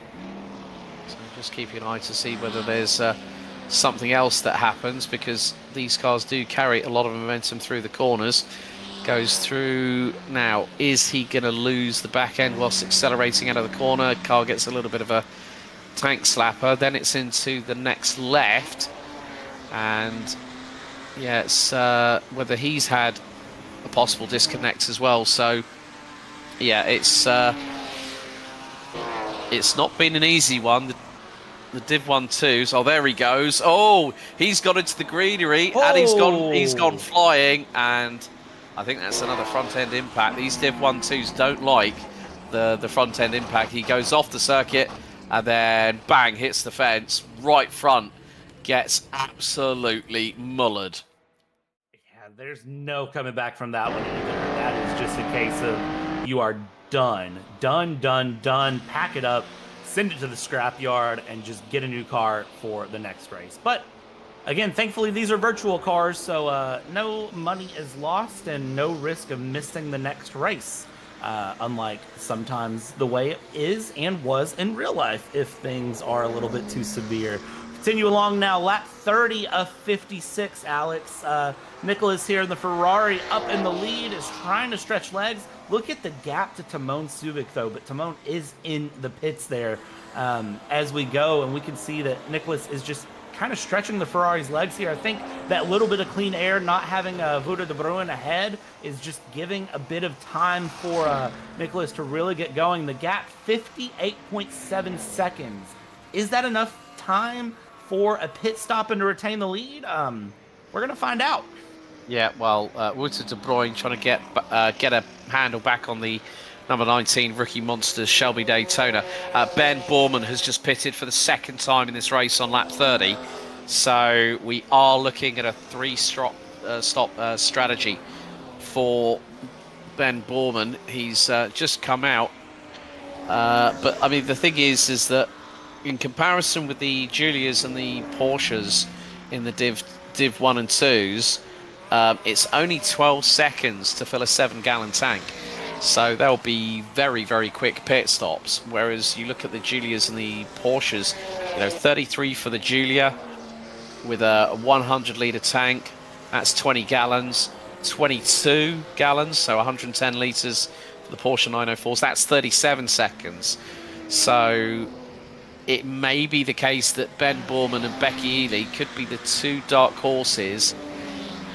And it's going to be quite crucial. Nicholas Kirsten is now in the pits. Here is Bradley Sellers and Luca Tavernari. And this is the battle for 6th out on the road. And then, of course, you've got to look at the how long it's going to take for Nicholas Kirsten. That's 133 litres as Bradley Sellers goes off track. Tavernari has a bit of a tank slapper whilst trying to avoid clattering into the back of the 93. That's very, very close between the Daytona Shelby and also the Alfa Romeo Giulia TZ. And once again, just these... this is what has been rather enthralling, that when we see a Division 1-2 car versus a Division 3 car in the sections where the former gets the jump on the latter, and now this is where the straight line speed comes into play. Tavernari accelerating full throttle in 4th gear, 120 miles an hour, and I would imagine that Bradley Sellers is probably north of 145 heading underneath the Bridgehampton Bridge. As they continue along here, Nicholas Kirsten came out of the pits behind De Bruin by 2 seconds. So we do have a little bit of a gap there. So Nicholas Kirsten waiting that extra lap to pit in has lost some time to De Bruin there. Gap 2.1 seconds. We'll see how that closes up as we go. And we follow along Luca Tavernari here. And as you pointed out, Alex, the Div 3, the Div 1-2 cars, it almost doesn't. That's an Alpine around. That's the number 21. That is going to be Scar Pope, who is around off the side of the circuit there and just very politely sits, waits, and rejoins in. And I wouldn't think that was contact. I don't know what would have caused that, honestly. No, but in the meantime, battle for the Div 1-2 overall lead. Ben Borman, 7.5 tenths ahead of Daniel Hurlock. And you can see now that the Alpha's trying to get the legs on the Lotus 23B. Oh, Hurlock goes a bit too deep into the corner, spins up the rear wheels whilst out braking himself. And again, we saw great battles in the Div 1-2 classes between the class win and also 3rd and 4th at Monza last time out. So again, we're seeing these strategies come into play, but also look at it from this perspective. I'm trying to remember the last time that we saw when we saw the Alphas go into the pit lane, but Ben Borman knows that he's got another stop to do. Hurlock knows that he's going to have another stop to do. So I'm wondering whether we're going to get to that point. I saw, Ben Borman pit on lap 30 out of 56 as Hurlock completely sideways and still kept it pinned. Now on the brakes, now on the gas. Oh my goodness me, Herlock is trying to fight that Alpha along with fighting Borman, who's holding onto that race lead. These Div 1, 2, and Div 3 interclass battles are not going to stop, and I absolutely love it. This is probably going to go in my book as one of the best races of the season. We'll have to table that one till the end of the season, but I'm going to go ahead and tentatively say it, that this might become my favorite race of the season, of a long season of action as we go through. Dan Herlock, again, continuing along here. 9/10 of a second there to Borman. Has lost a little bit of time. Borman's got to put the throttle down, though, with multiple pit stops left. But again, Dan Herlock runs wide there, and every time Dan Herlock runs a little wide there is going to be losing out just a bit of time. And the other thing that I'm noticing is that behind Dan Herlock here is Bradley Sellers. Bradley Sellers 1.9 seconds back, and Luca Tavernari just behind that. Those are the drivers we were watching just a few moments ago before we jumped to this battle, and they are just right there. A stone's throw away. You could, I don't know, I don't have a funny saying for that, but just a stone's throw away right behind as they continue along. They continue on, and we'll see how those gaps continue to flex along, because now Bradley Sellers, again, this is where the Div 3 stretches their legs. They go through, and it's like you're standing still if you're Dan Herlock, but thankfully for Dan Herlock at least, holds on to the position for another moment, sends that car sideways, is really trying to push to keep up with the loads here. Yeah, and the gap between him and Borman has now expanded to just north of a second. At one point it was nearly 1.2 between Borman in the number 46 Lotus 23B and then Herlock in the 87 Julia TZ. And again, it's just the case of it ebbs and flows. It's like a pendulum swing. And to be honest with you, in about 12 laps time is when we'll see Ben Borman, I think, pit for the last time this race. Becky Ely holding on to 4th position in the Div 1-2 Pro class. She is about 10.5 seconds ahead of Oliver Day in the 808 Porsche, but she is quite a way behind Luca Tavernari, who still holds on to P3 in the class, 6th overall. As look at the wiggle from Bradley Sellers, following the wiggle from Daniel Herlock, and the gap now is somewhat come down to about 8.5 of a second between the Div 1-2 Pro class leaders.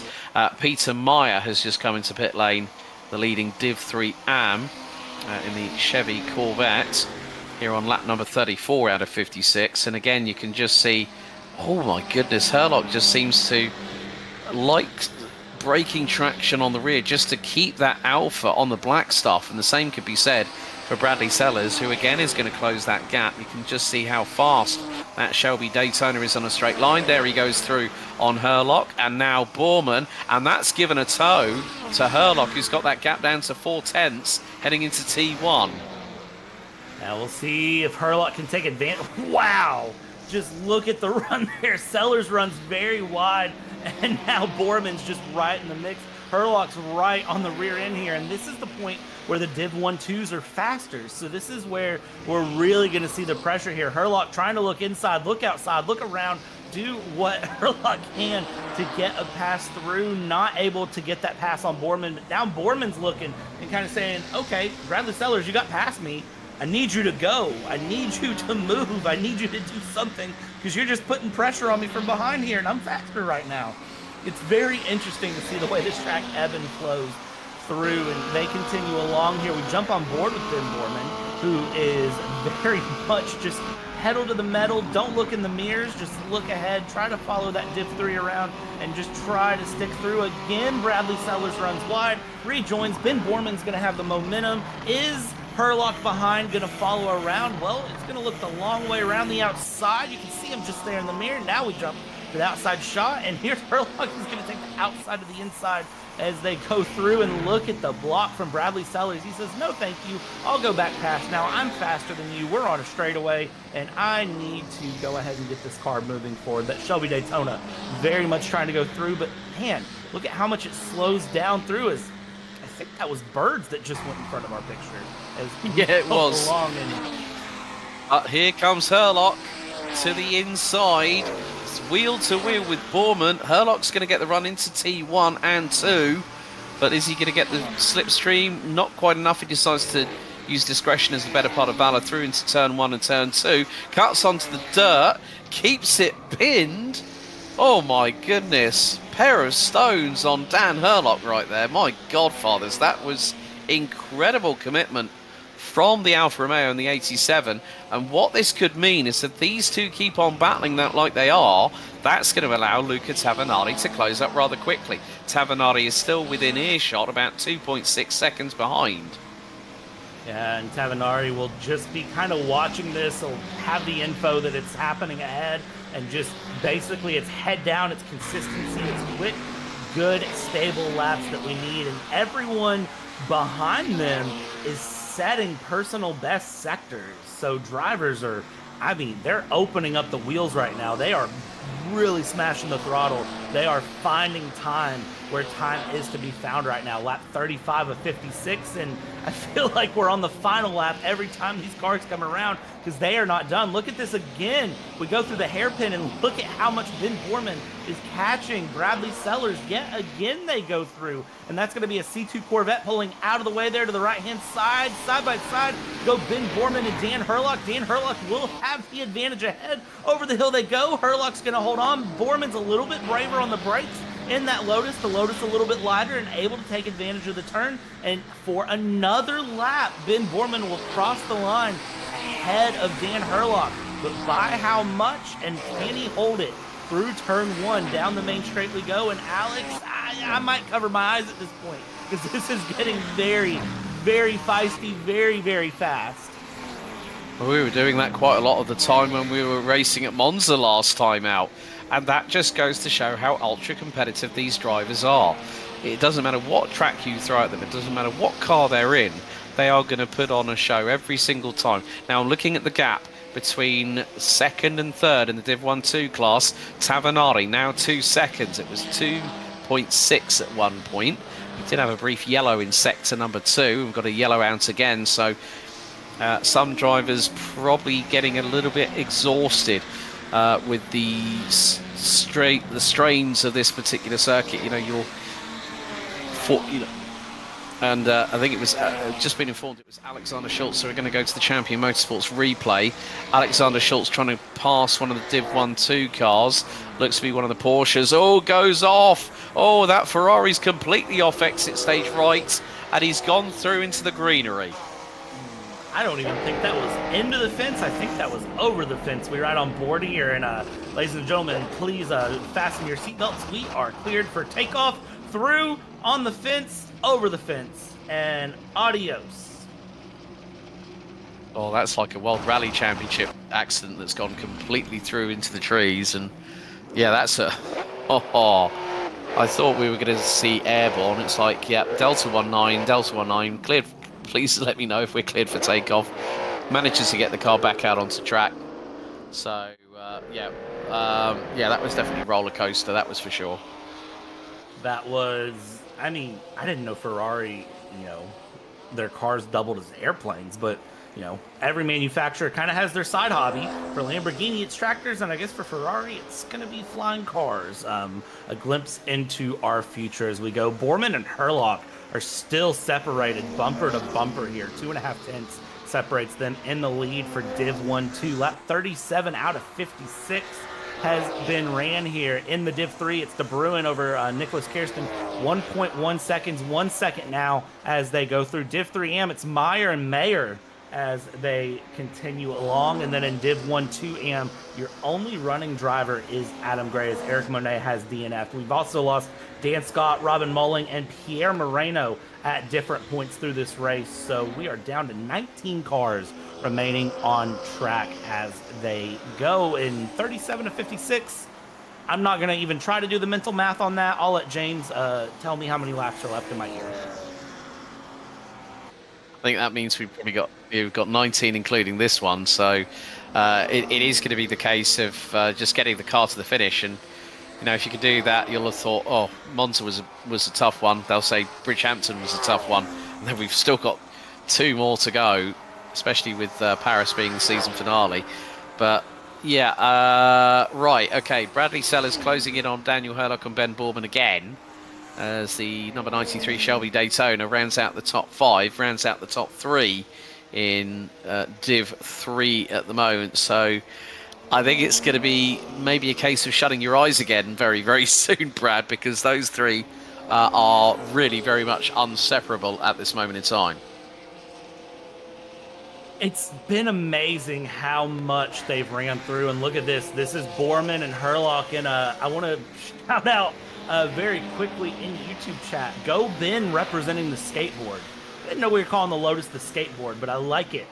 It fits. It fits very well, and look at this. This is Boorman trying to hold off Hurlock. Hurlock hard on the brakes, trying to go through, and look, Bradley Sellers behind them. Sellers has lost time and is back behind now. This is, it kind of, I don't know, this is almost moot to a point because we know Boorman has at least one more, if not 2 more pit stops through. So I kind of wonder, is this battle just for fun at this point, or is this actually for our class win? Somebody can double check me on that. I believe that this is almost just a battle for fun. I don't know if Boorman's going to be able to pull out enough through the remaining pit stop cycles. Well, the thing is that, Tavanari's just had an off track. That was a big one for the number 37 Alfa Romeo in 3rd place in the Div 1-2 battle.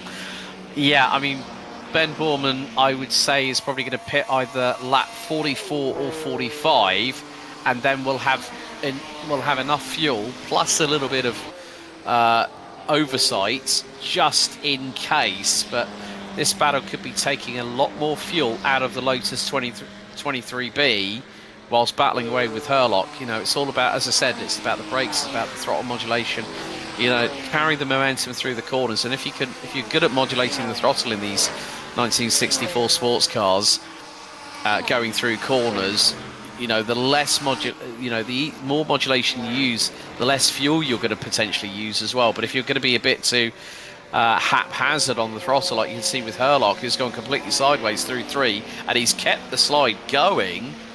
That was very, very well held. Tavanari's now started to come back into this a little bit, and he's only 1.2 seconds, well, maybe 1.2, 1.3 off of Bradley Sellers, who in turn is 0.8 off of Daniel Hurlock. So this puts Tavanari about 2.1 seconds behind 2nd place, but now Hurlock's starting to lose time to Boorman, who's closing in on another back marker that's coming up very shortly.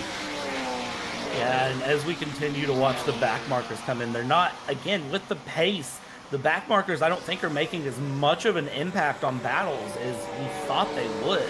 Traditionally, when we see these class battles, you can get completely stuck behind a Div 1-2 car and just absolutely mess up your day. But Neil Wood here in the 151 really isn't that far off the pace, is running very smooth and consistent, is going to move over, make room, get out of the way, but isn't necessarily going to be off the pace to the cars around. Is, you know, just running nice and smooth through, running similar times to everybody else. And Bradley Sellers is still putting in great lap times through there in 5th.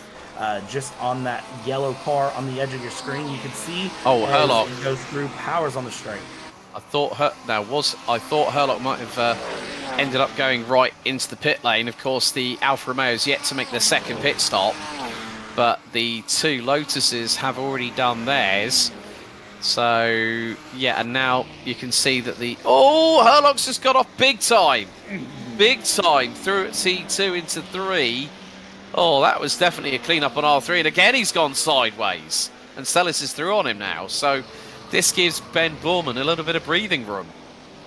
You can Amazon Prime overnight fresh underwear if you need it, Dan Hurlock. I have a feeling a lot of the drivers are going to be needing it after this race. A lot of them have had very close near-miss moments. Yeah, some a bit more significant than others, let's say, shall we?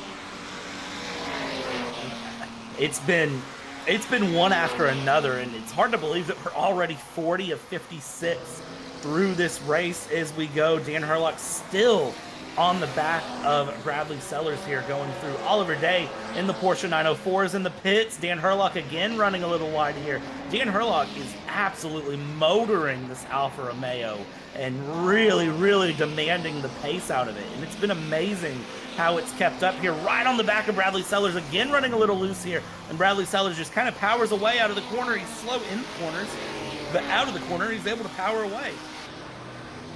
Yeah, that's been the big thing. It's just trying to get the car working. I mean, we're nearly at that point of 200 kilometers, at around about lap 44 would have broken 200 kilometers. But there we go, Herlock in the pits.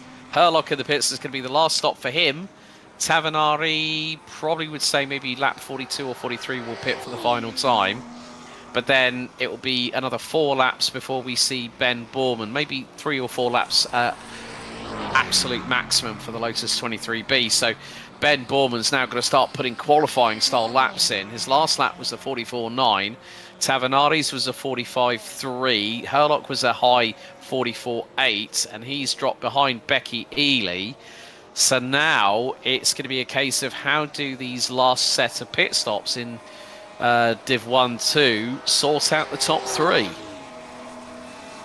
It's gonna, you might as well just take them, toss them around in a cup, and throw them out like you would playing Yahtzee with dice. It's gonna be very interesting to see where they go through. I'm wanting to try to double check myself and see what the qualifying time was for those glorious skateboards, as they've been called.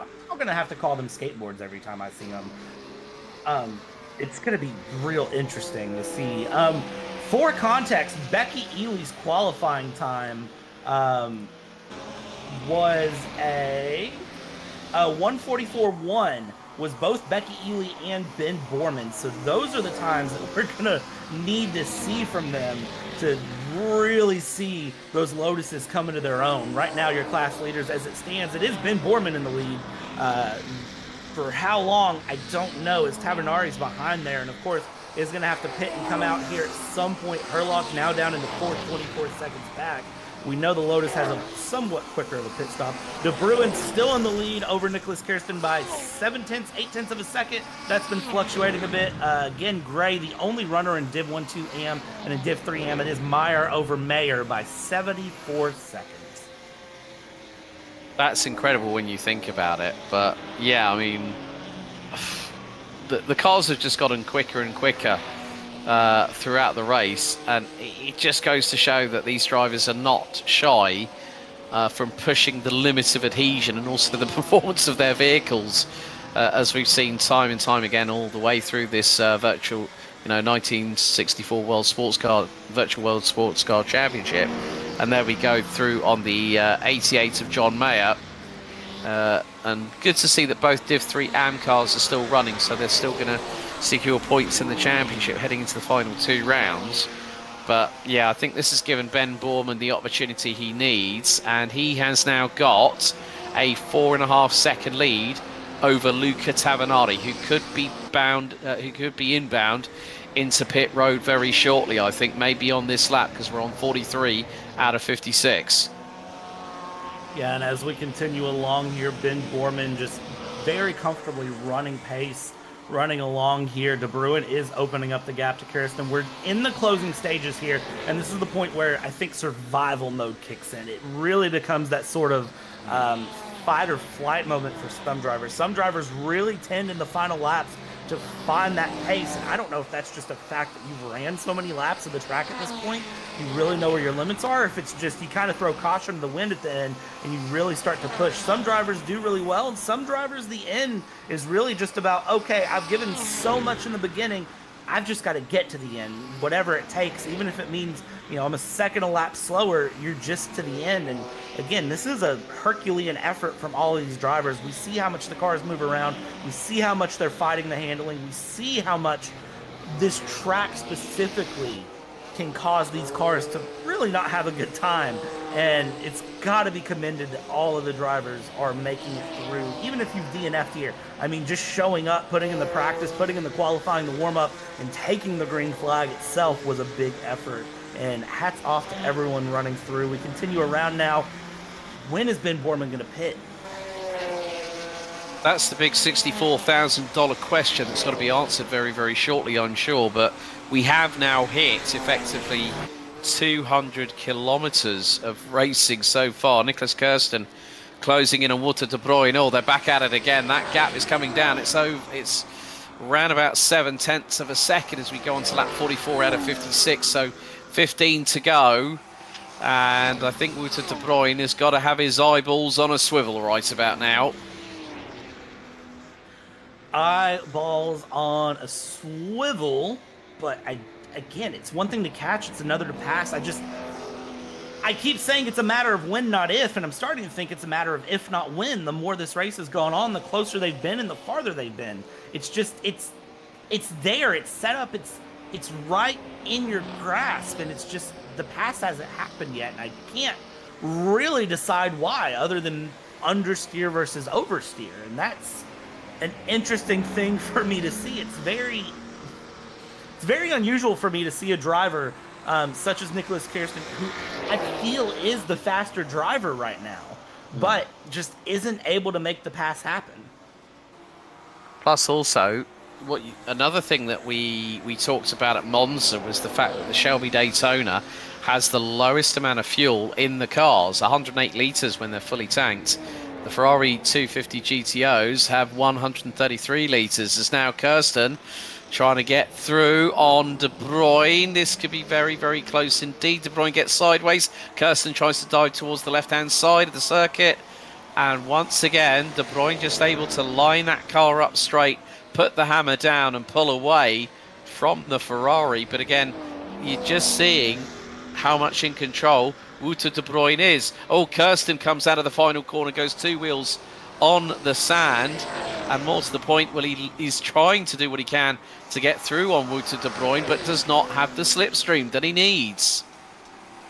Just, again, right there, but can't make the difference. Can't make it happen. The gap's half a second as they go, and look at the bump through turn 2 that De Bruyne takes. And it floats that car down through turn 2, helps them pull a little bit of a gap as they go. I mean, he is doing everything right and just being consistent. He may not be the fastest of these two cars, but by golly, he is the most consistent and is holding on to it. Yeah, by the skin of the paint on the rear bumper, I might add here, Brad. But here comes Nicholas Kirsten up the inside, and he gets through. But will Wouter de Bruyne counter-attack? He tries, and Kirsten defends and holds on to the race lead on lap 45 out of 56. We've got a race on our hands, and as I say that, Ben Borman has come in and served what will be his final pit stop of the race on lap 45, it looked like. He has come in, he's came through, and now he's behind Becky Ely. We're right on board with De Bruyne here, who looks like starting to struggle on tire wear potentially, and really starting to feel the effects of that. Sliding the car around, hard on the throttle in the Shelby Daytona here, trying to run things along and move things forward, and really, really trying to get past that Ferrari. I feel like the whole season has been a case of the Shelby versus the Ferrari. Yeah. Not saying I've seen that somewhere, but just saying that that's kind of how the season's been. It's a storybook for the ages. Especially a storybook we've got right now. But Wouter de Bruyne closing in on Nicholas Kirsten, sideways through T1. He's going to touch the sand. He's got to have to wrestle with that steering wheel. Yellow out in sector number 2, as again Wouter de Bruyne trying to close in that gap to Nicholas Kirsten, and it seems like the boot is on the other foot. And it could have been Elko Bussink that might have just brought out the yellow flag in sector 2. Here comes the replay. Off goes the 47, tracking on the sand, then through the grass. All gets a little bit of a wiggle. Does he hold it? Yes, he does. And hard on the brakes with the 82 behind. Here's Bradley Sellers having a bit of a moment as well, running things through. We've seen Bradley Sellers sliding that Daytona around and really trying to do what he can. It looks like this time the car just kind of said, no, we're not doing that this lap. We're gonna just stay in a straight line this lap. Yeah, the tyres have said, we have had enough. We protest. Continue along here. Lap 46 of 56. We're within 10 to go here. De Bruin half a second off of Kirsten, and 47 seconds back is Sellers here. Sellers trying to run through. That's the number 4 running extremely wide there. That number 4 C2 Corvette. And JT Tammy going off to Tammy. yeah. Oh dearie me, that was a bit of a Code Brown moment there for the Chevy driver, but yeah, Bradley Sellers now manages to gather back up the Smart Power Racing number 93 Shelby Daytona, and 10 laps to go. So our leaders have crossed the line. Wouter de Bruin is within 3 and a bit tenths of a second off of Nicholas Kirsten as Bradley Sellers goes off again, but manages this time not to spin up the rear tyres, so he doesn't do a 180. Oh my goodness me, this is getting a bit dicey at the front end of the field. Don't go anywhere, don't do anything. If you're in YouTube chat, if you're joining us in here for this historic race, lap 47 to 56 here around Bridgehampton, we go for the 250 kilometers of Bridgehampton, which equates out to 55 laps plus a formation lap. We continue through. Nicholas Kirsten just taking the lead a few laps ago over Wouter de Bruin. Borman in the lead ahead of Herlock by 25 seconds. Ben Borman, I believe, has done his final pit stop and is done, though. So I think that lead is official. Ross Smith is up into 5th place in class, but the big story battle right now, this Div 3 battle between Kirsten and De Bruin here, the comeback from Sellers to be up into 3rd. We've had some big story moments. We've lost 4 drivers along the way. Dan Scott, Robin Mullen, Eric Monet, and Pierre Moreno are 4 DNFs throughout the race. A couple of them deciding to just completely jump the sand dunes here around this Bridgehampton circuit. We continue along, though, and we're watching Bradley Sellers try to keep his car on track. He's doing a fairly good job now that we're watching him. As soon as we cut away, though, he's going to decide to start playing the drift theme as he continues. Dahlgren and Smith battling it out. 0.6 of a second separate them. Ross Smith, they're 5th in class, and Magnus Dahlgren 6th in class. Dahlgren really with a power slide and runs it just a bit wide, and well, that is going to stabilize that battle before it could really get going.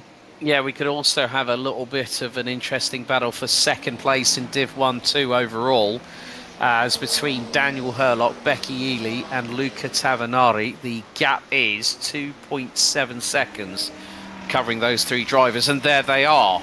So there is Becky Ely. She's bringing that gap down to around 0.8 of a second behind Daniel Herlock, and in the meantime dropping Luca Tavanari in the number 37 Alfa Romeo Giulia TZ like a little bit of a bad habit. And more to the point that Becky Ely, again, this could be the opportunity that the Lotus 23B Ford could pick up a welcome 1-2 as Tavanari goes very, very much off track, kicks up the sand onto the circuit and loses a bit more time to Becky Ely. The gap between them was about 1.7, 1.8 seconds at its highest. It's around 1.6 at the moment. Yeah, and that would be huge for the team standings, as right now those Lotus 23Bs of Borman and Ely are 59.65 points in 3rd place. In 2nd place is Mike Bell Motorsports at 77. Joy Motorsports is in the lead of the Div 1-2s of 78 points. So that would be a huge haul of points for them in the team standings. Could really prove to be beneficial for the Lotuses if they can pull that 1-2 here in Div 1-2. And Becky Ely just needs to push a little bit more. We're coming down with 7 laps to go as it stands, and look at Herlock sending that car to the inside, goes to the outside, taps the brakes in for 3, is trying to hold on to it, but Becky Ely, that Lotus, stable, consistent, smooth, and Becky Ely putting the pressure down here as we continue along. It might be the smallest car, might have the smallest fuel tank, but it is a feisty car when you get it through twisty technical sections. It's where this car shines as it runs through around here. Herlock trying to hold on at the moment.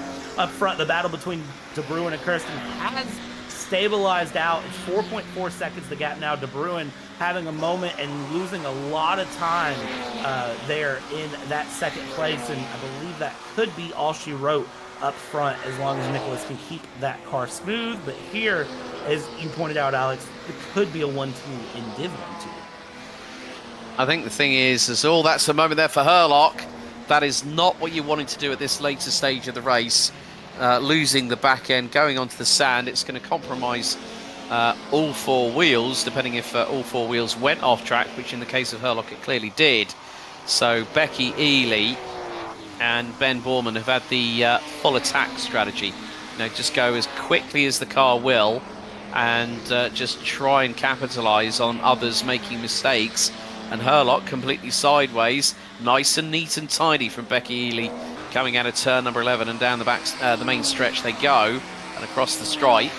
So that's going to put us on to lap 49 out of 56, so 7 to go including this one. This is very much a case of not if, but when does Becky Ely make the move on Dan Herlock for that second place. And there goes Herlock off circuit again, through out of turn number 3. My godfathers, Herlock is really having to push the envelope to keep Becky Ely at bay, and he's paying with it by losing time through certain parts of the circuit here, Brad. Yeah, and somehow Herlock stays ahead here. Becky Ely, very smooth, consistent. She's looking very, very comfortable. I say it again, very, very comfortable here in the Lotus around this track. I think the move is going to be either turn 4 or turn 9 is where I would say it's going to be Colasante Corner or the hairpin. One of those two places I would think is where Becky Ely will really make the move. We're coming through turn 7 and now turn 8, and I believe that once we hit the hairpin here, really that's where, if I'm Becky Ely, I'd be making a dive to the inside, send it through, make it stick, or it's got to be through turn 1, 2, 3, and 4. It's one of those two sections. And basically, I just named half the track. So really, anywhere there's a right-hand turn, I think is where Becky Ely can make a pass. I guess is the simplest way to phrase that as we go. But the time is very, very limited at this point for Becky Ely.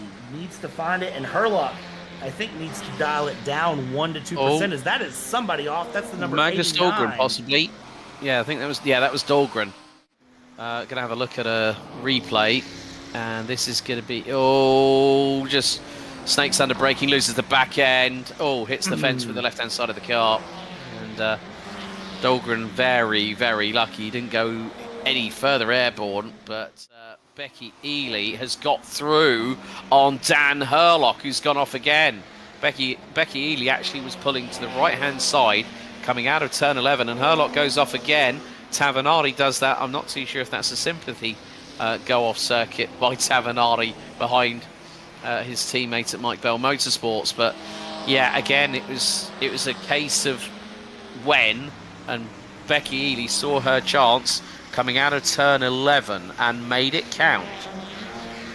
Now it's a matter of holding it to the end, which you can argue might be the easier way to go, might be the harder way to go.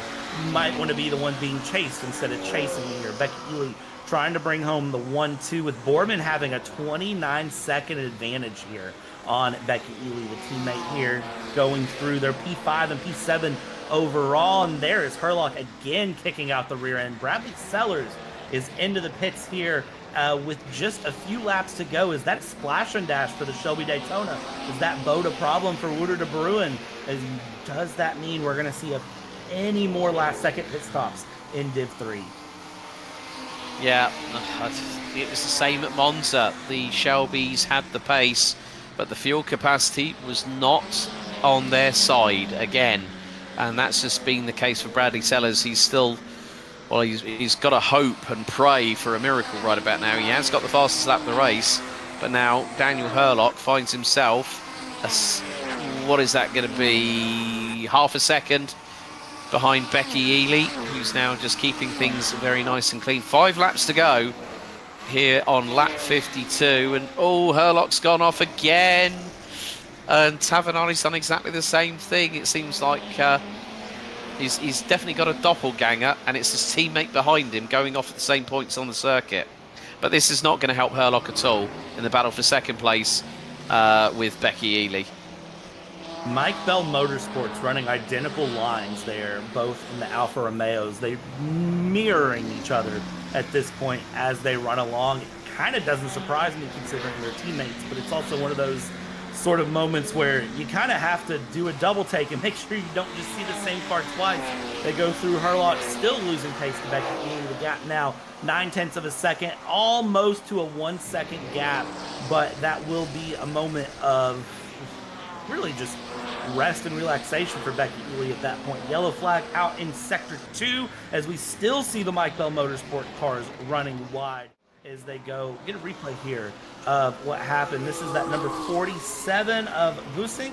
And what has happened to Busink? Well, Busink has sunk it wide.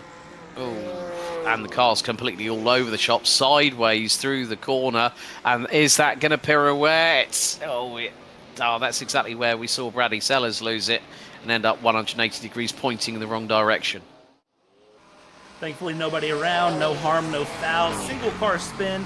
They continue along, and now we jump in. That is Ross Smith putting a lap on Elko Busink as we continue along here. Busink running down the field quite a bit here in P14 overall. Just 19 cars still running here at lap 53 of 56. We started with a grid of 23. We're down to 19, and Busink still, it seems like, struggling with that car. I would imagine that the tires look like Goodyear NASCAR tires after Bristol. They are absolutely shredded, run through, they are gone, and it's probably just a miracle that the cars are staying on track at this point for several drivers. Back behind Busink here, there is Becky Ely and Dan Herlock and Tavernari that were just back in the rear edge of earshot, so they are coming up thick and fast here. Yeah, Herlock's got that gap down to under 0.3 of a second. Tavernari's about 9/10 behind. They've got one of the Corvettes in between Herlock and Tavernari, but Herlock just trying to close on in. Maybe Herlock might be sizing up a potential move coming out of the final corner and into the main stretch onto the start-finish line. It just goes to show that, again, you cannot discount anything from happening, as we have seen in the 1964 Virtual World Sports Car Championship. And here at Bridgehampton, we just had a story that anyone might think, well, you must have written that. No, we ripped up the script before we even gotten started. And you can just see how much more composed Becky Ely is in comparison with Dan Herlock. As Busink off again. Oh, dearie me. Clean up on aisle 3 for the number 47. And is this going to give Herlock the opportunity? He nearly makes it 3 wide. He nearly does make it 3 wide. Goes to the left-hand side of Becky Ely down the start-finish stretch. But Becky Ely holds her ground perfectly. Becky Ely throwing the elbows out with a beautiful defense there. Holds on to the position, back in the back. Tavernari again running off track. Dan Herlock right on the back here. Becky Ely trying to take away that 1-2 here for the Lotuses as we go through lap 54 of 56. And there is Becky Ely putting a little bit of a slide in on the car. Dan Herlock responding with a slide of his own here, holding on to it, a little bit of a wiggle, and now Becky Ely will shuffle the block. This battle is far from over, and it won't be over till the checkered flag goes. Yes, after this we'll have 2 to go, and well, Nicholas Kirsten leading by 9.1 seconds ahead of Wouter de Bruyne, and yeah, it's just getting closer and closer as the laps and the corners count down here at Bridgehampton. What has been a fantastic race. All Tavernari's just lost big time distance again, so that really is going to curtail his opportunity. Oh, he's lost it completely though, as Stacey saying let's go Becky in the battle for P2 between Becky Ely and Daniel Herlock. As Lotus look very good for a 1-2. Here's another replay. Oh, this is how Tavernari lost it where we saw the incident with Pierre Moreno, and also the 151 of Neil Wood early doors in the race. So that's why Luca Tavernari now finds himself nearly 4.8 seconds back. But still, time left remaining. Lap 55 of 56, so 2 to go, including this one. And Herlock now knows they've been counting the laps down, and Herlock knows that he's got about probably the best part of 7.5, 8 kilometers left to go to try and put one up on Becky Ely. But she is holding her ground magnificently at the moment in the Friterigo Monsters Lotus 23B.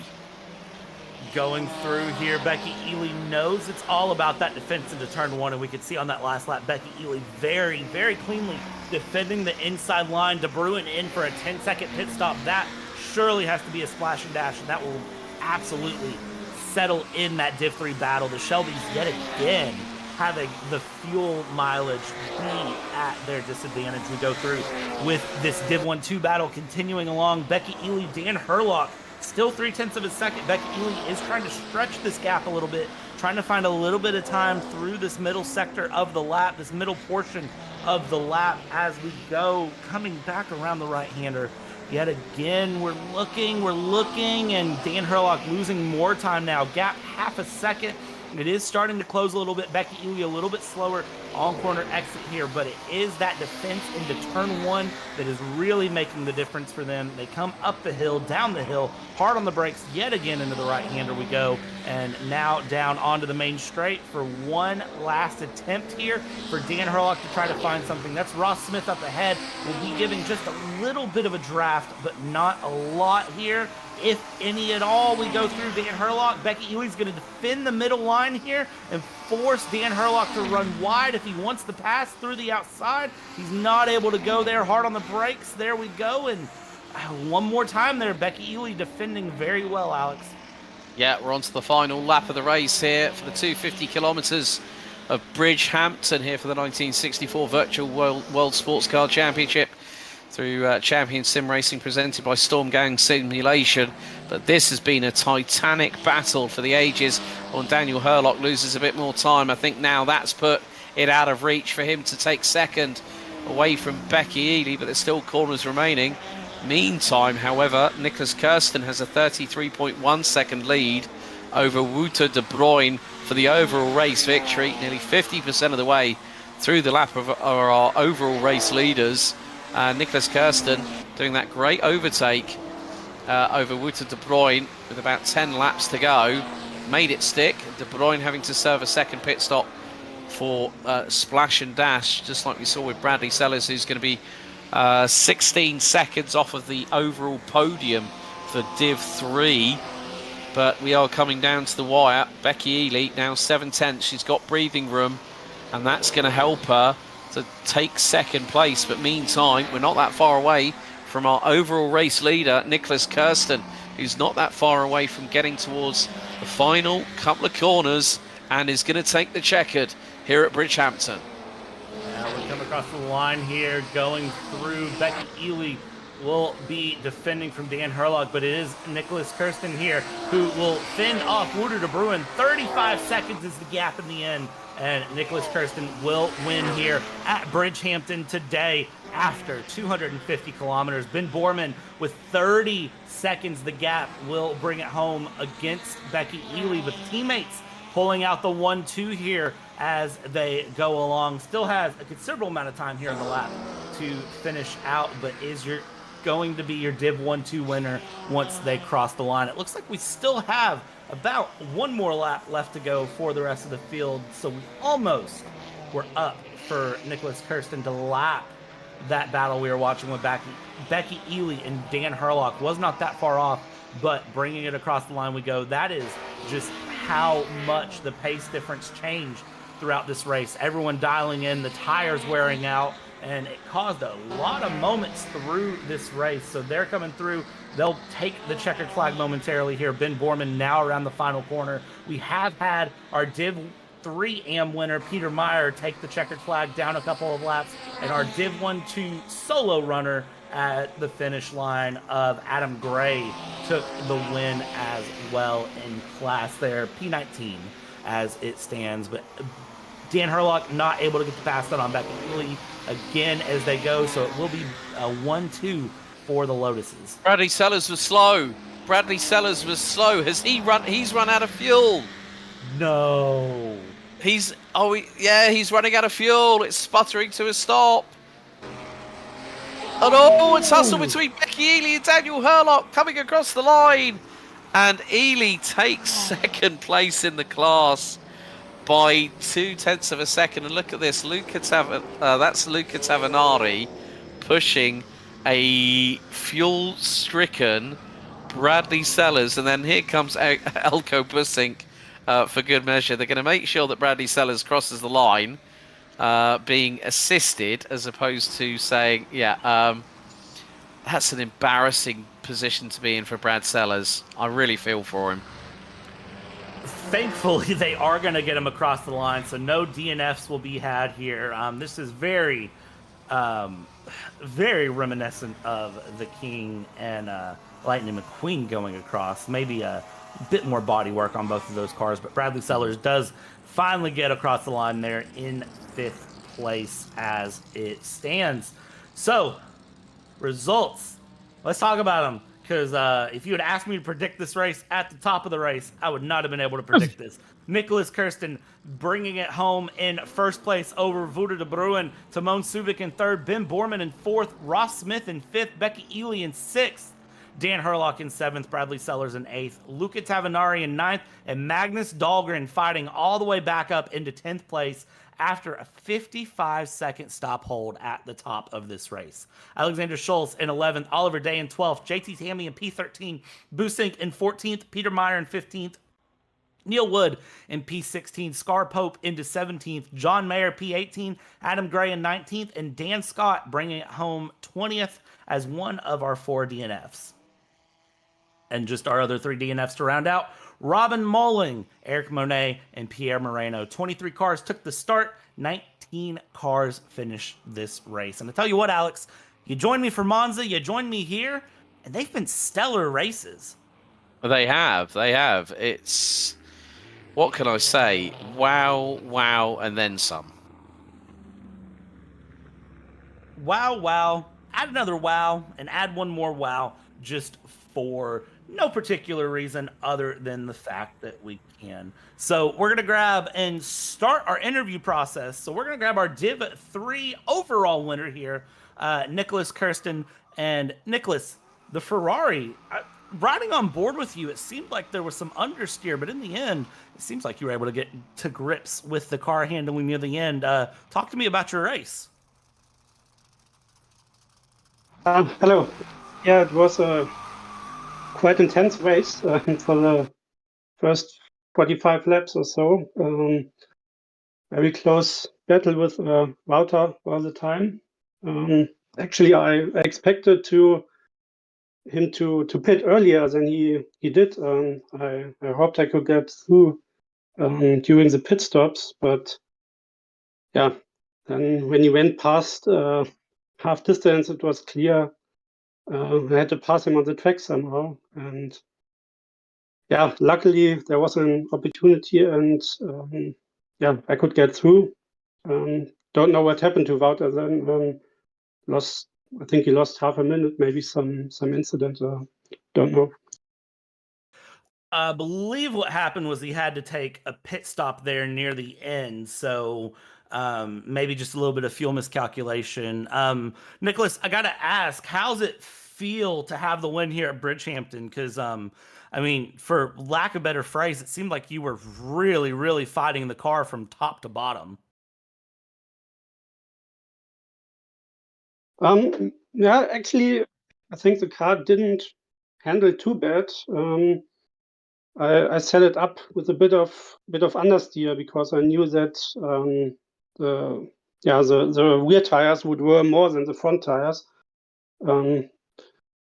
So in the end, the car was very well controllable. Yeah. So, Nicholas, looking at the championship standings, this does help close your gap to Bradley Sellers going into the final 2 races of the season. What are your thoughts on the championship and any chance that you jump ahead here and bring the championship home? Yeah, I hope so, of course. I think we have the hill climb the next race. Yeah, always something special. Just have one shot at it. 5 minutes or so. Very high concentration, and yeah, if it's for the championship, it adds a little bit more pressure. Absolutely. And anyone you want to thank, anyone you want to shout out before we let you go? Yeah, I think actually my parents were watching the broadcast, so greetings to them, and of course, big thank you to the organizers and you guys in the broadcast booth here. Awesome. And thank you. We'll see you here in a couple weeks' time at the hill climb. See you then. Bye. All right. And from there, we'll go ahead and grab our next finisher, our next winner here. And we are going to bring in one Mr. Ben Borman, winning out Div 1-2. Teammate Becky Ely makes it a 1-2 for the team. But Ben, the YouTube chat called your car a skateboard. And I have to say, that's such a good way to explain how the Lotus looks. But the skateboard looked like it was on rails and just handled like a dream. Again, I'm going to say the same thing as always. It's a lot of fun, but it's not always going where you point it. But yeah, it felt nailed down today. And Ben, obviously the Lotus has a smaller fuel tank than other cars. How were you able to offset that so much to have your win? Was there any fuel saving going on, or did you kind of just say, I'm going to drive it and pit when I need to pit, and it'll just work itself out? This circuit and 55 laps was just right to not have to worry about anything, which is a nice change after the previous 3 or 4 circuits where there was just no way to make up for the short stints. The longer circuits, we can't use all of the fuel tank because we don't have enough fuel to get round an extra lap, so we end up only using 2/3 or 3/4 of the fuel tank. So this race was just perfect. Go out, last round, get the lap times, get the result. And Ben, of course, coming up is going to be the next hill climb, Provence Alps, and then Paris. What are the thoughts for the team, for you, and for the car here for the final 2 rounds? Well, Becky was really looking forward to being able to get some points towards the end of the season, and with the hill climb, we should do that. And Montléry, I don't know. Got no idea what that circuit's like. It's got some really long sections, but like Sebring, we might be surprised. And they're just where the twisty bits come might give us a chance to just hang on to the slightly faster top end cars. Absolutely. And Ben, anyone you want to thank, anyone you want to shout out before we let you go? Oh, again, just say hi to my dad if he's around, and I've got a Le Mans ticket for him. If you could let him know. Oh, that is awesome. That is. Don't listen to James. Don't listen to James. No, we'll make sure that he knows that the Le Mans ticket goes to him and not to James Parfit. That's okay. Okay. So, thank you, Ben. We'll see you here in a couple weeks at the hill climb. See you around.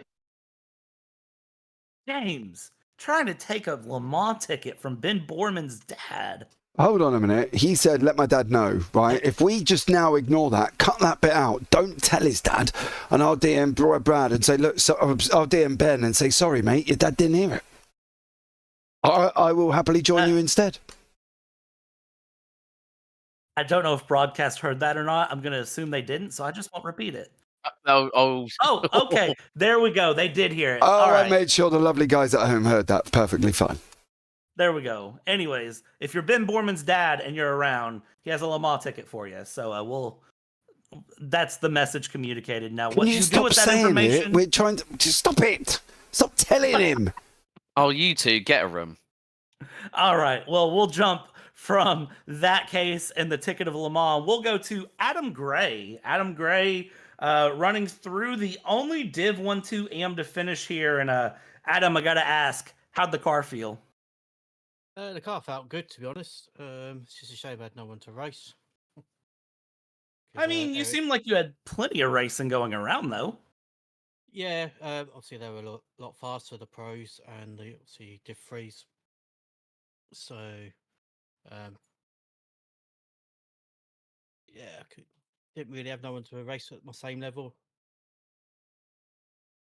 And Adam, I gotta ask, when you're in a situation like that where it's a smaller class and things happen, you know, is it just a case of run your own race, or did you try to spice things up a little bit with some of the pros? What were you kind of doing?